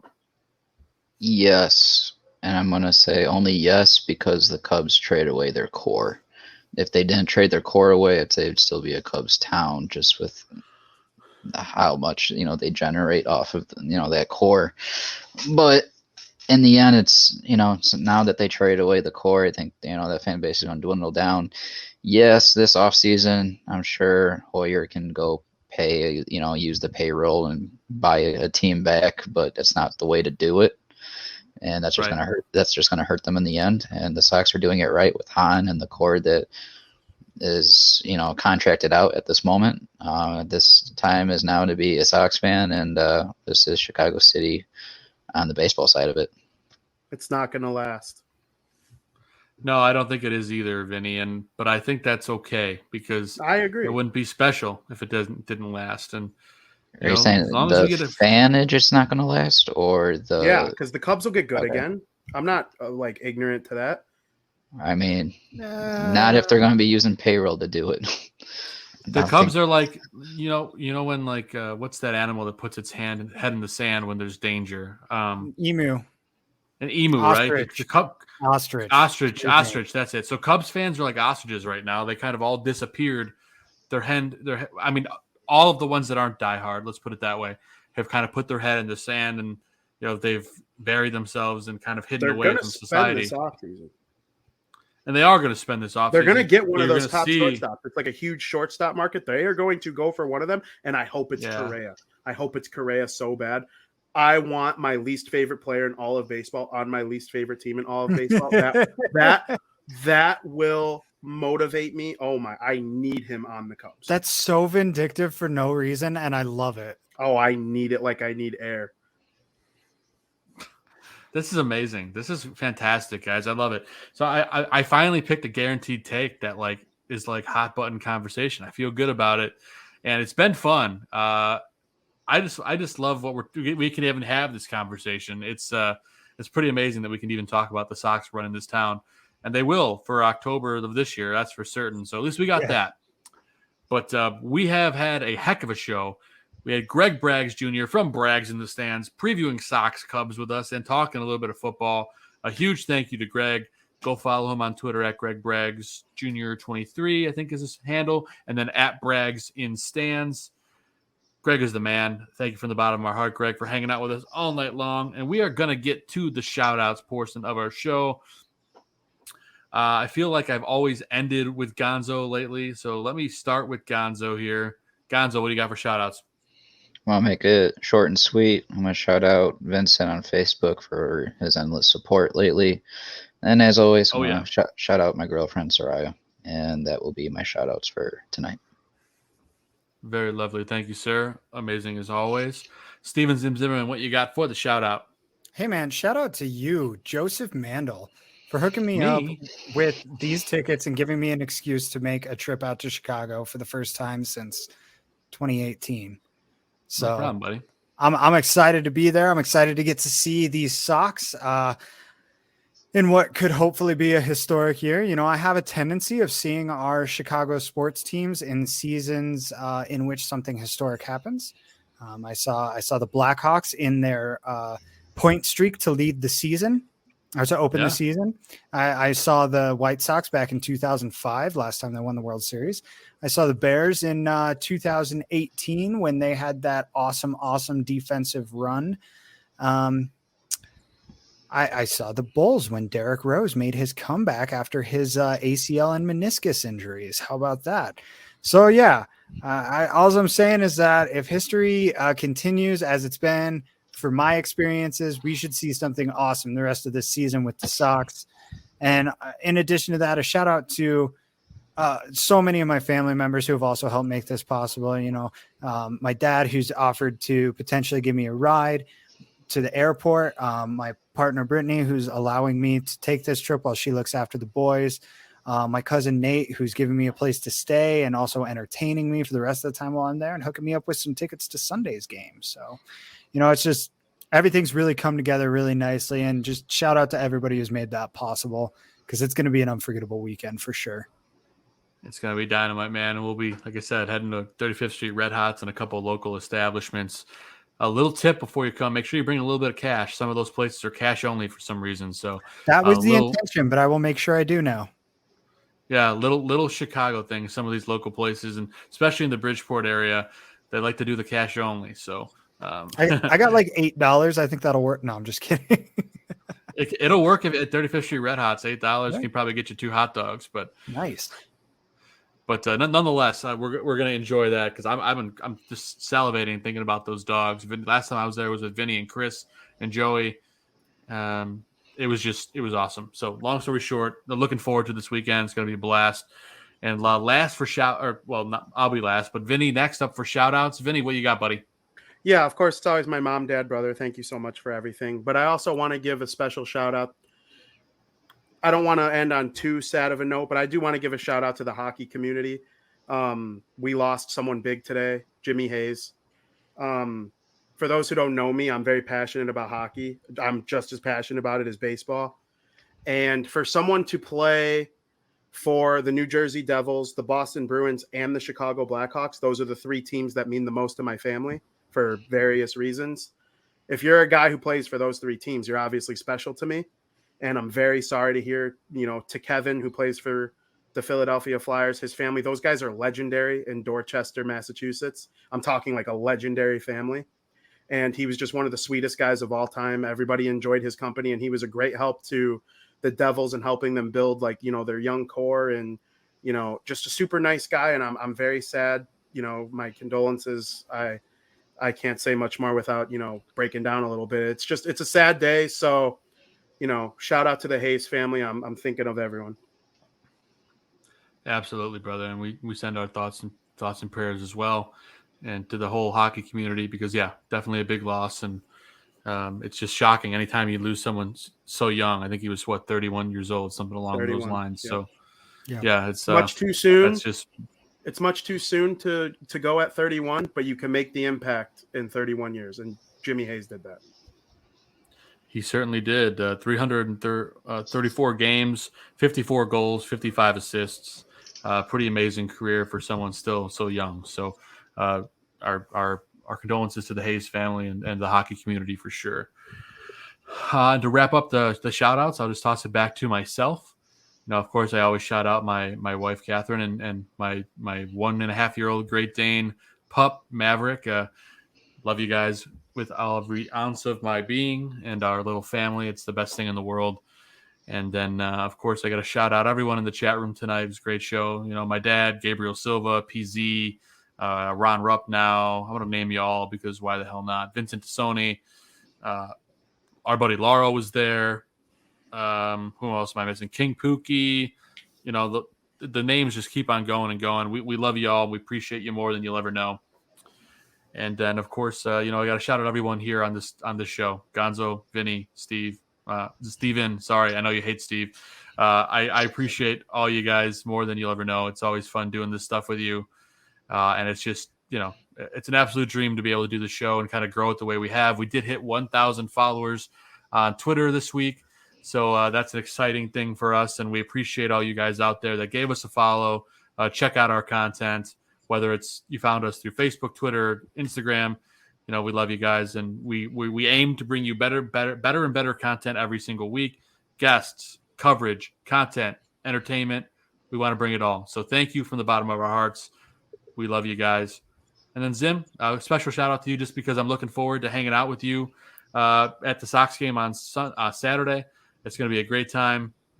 Hopefully I can catch my first Sox win of the year. I was telling Vinny, I've been to 6 games this year at home, and they've lost every single one.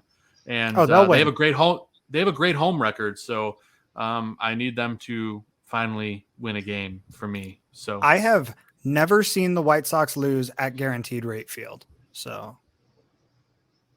Wow. Well, hopefully I don't change that for you. I've never been to Guaranteed Rate Field. It was still U.S. Cellular last time I was there. Okay. All right. Joe brought my first loss of the season. Wow. Yeah, I know. I'm an asshole. Sorry.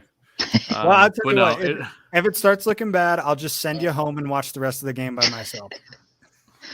That's better. Send them to 35th Street Red Hots early. I'll meet you at 35th Street after the game. I'll be like 6 hot dogs deep by the time you find me. So I'll be passed out on the red picnic table out front. You gotta get Gonzo's 6 plain hot dogs. Yeah, no, Gonzo goes. Sorry, we're gonna do a quick sidebar here. So I went with Vinny, his buddy Dylan, his buddy Joe, his brother Joey, Gonzo, and myself after the game we went to, and Gonzo goes in. He orders 2 plain hot dogs with nothing. Just plain.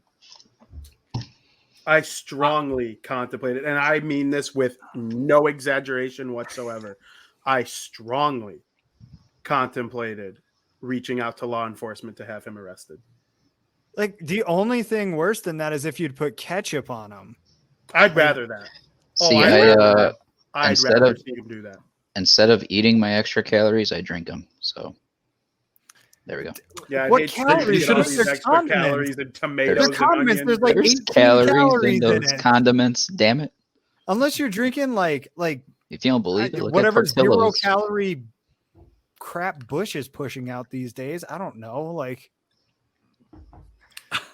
you'd be surprised. Well, I mean, you should have seen the look these people making the hot dogs gave me when I ordered 2 plain hot dogs for this guy. They looked at me. They're like, "Wait, just." Plain, like nothing, just the dog. They're looking around like natural. I like that natural taste of the Vienna beef.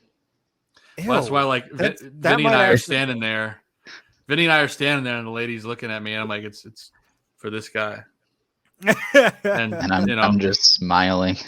Throw them as far under the bus as you can reach. Well, because I was ordering hot dogs for everybody, and I think what did I order? Like 9 hot dogs or something crazy. Yeah. It was like. They're probably like, what the hell is this guy going to go do with 9 hot dogs? But 9 hot dogs. It was delicious. 6 drinks. That's right. We did have like 6 drinks. Yeah.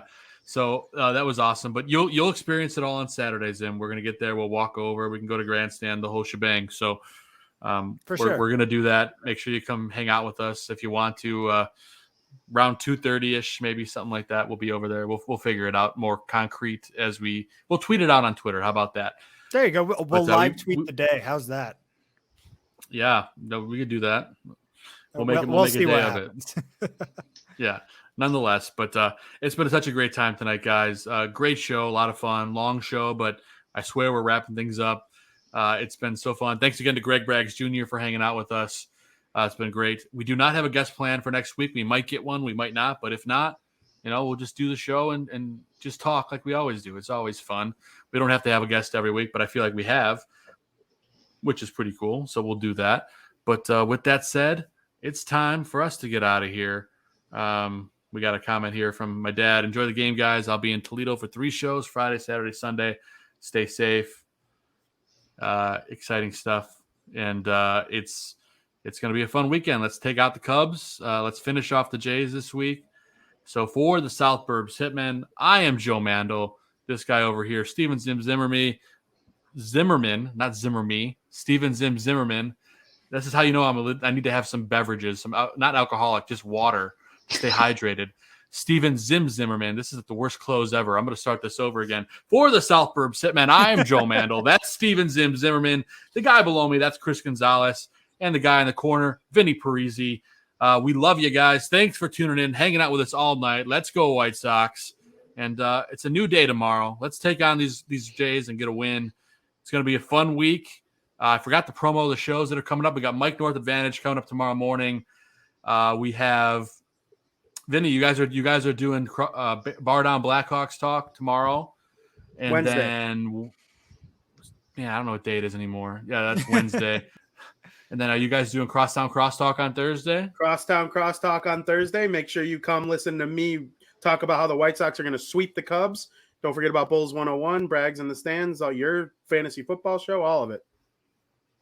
Yeah, so many great shows on the network. Barfly Tailgate after all the before all the Bears games, and then you got Bear football post-game show afterwards. So much to look forward to, so little time here on the Barroom Network. Make sure you check out all those shows. And I swear this is the last time. For the South Burbs Hitmen, I'm Joe Mandel. That's Steven Zimmerman. For Chris Gonzalez and Vinny Parisi, we will see you guys next week. God bless America. God bless baseball. And let's win some games. Let's go, White Sox. Bye, Mom.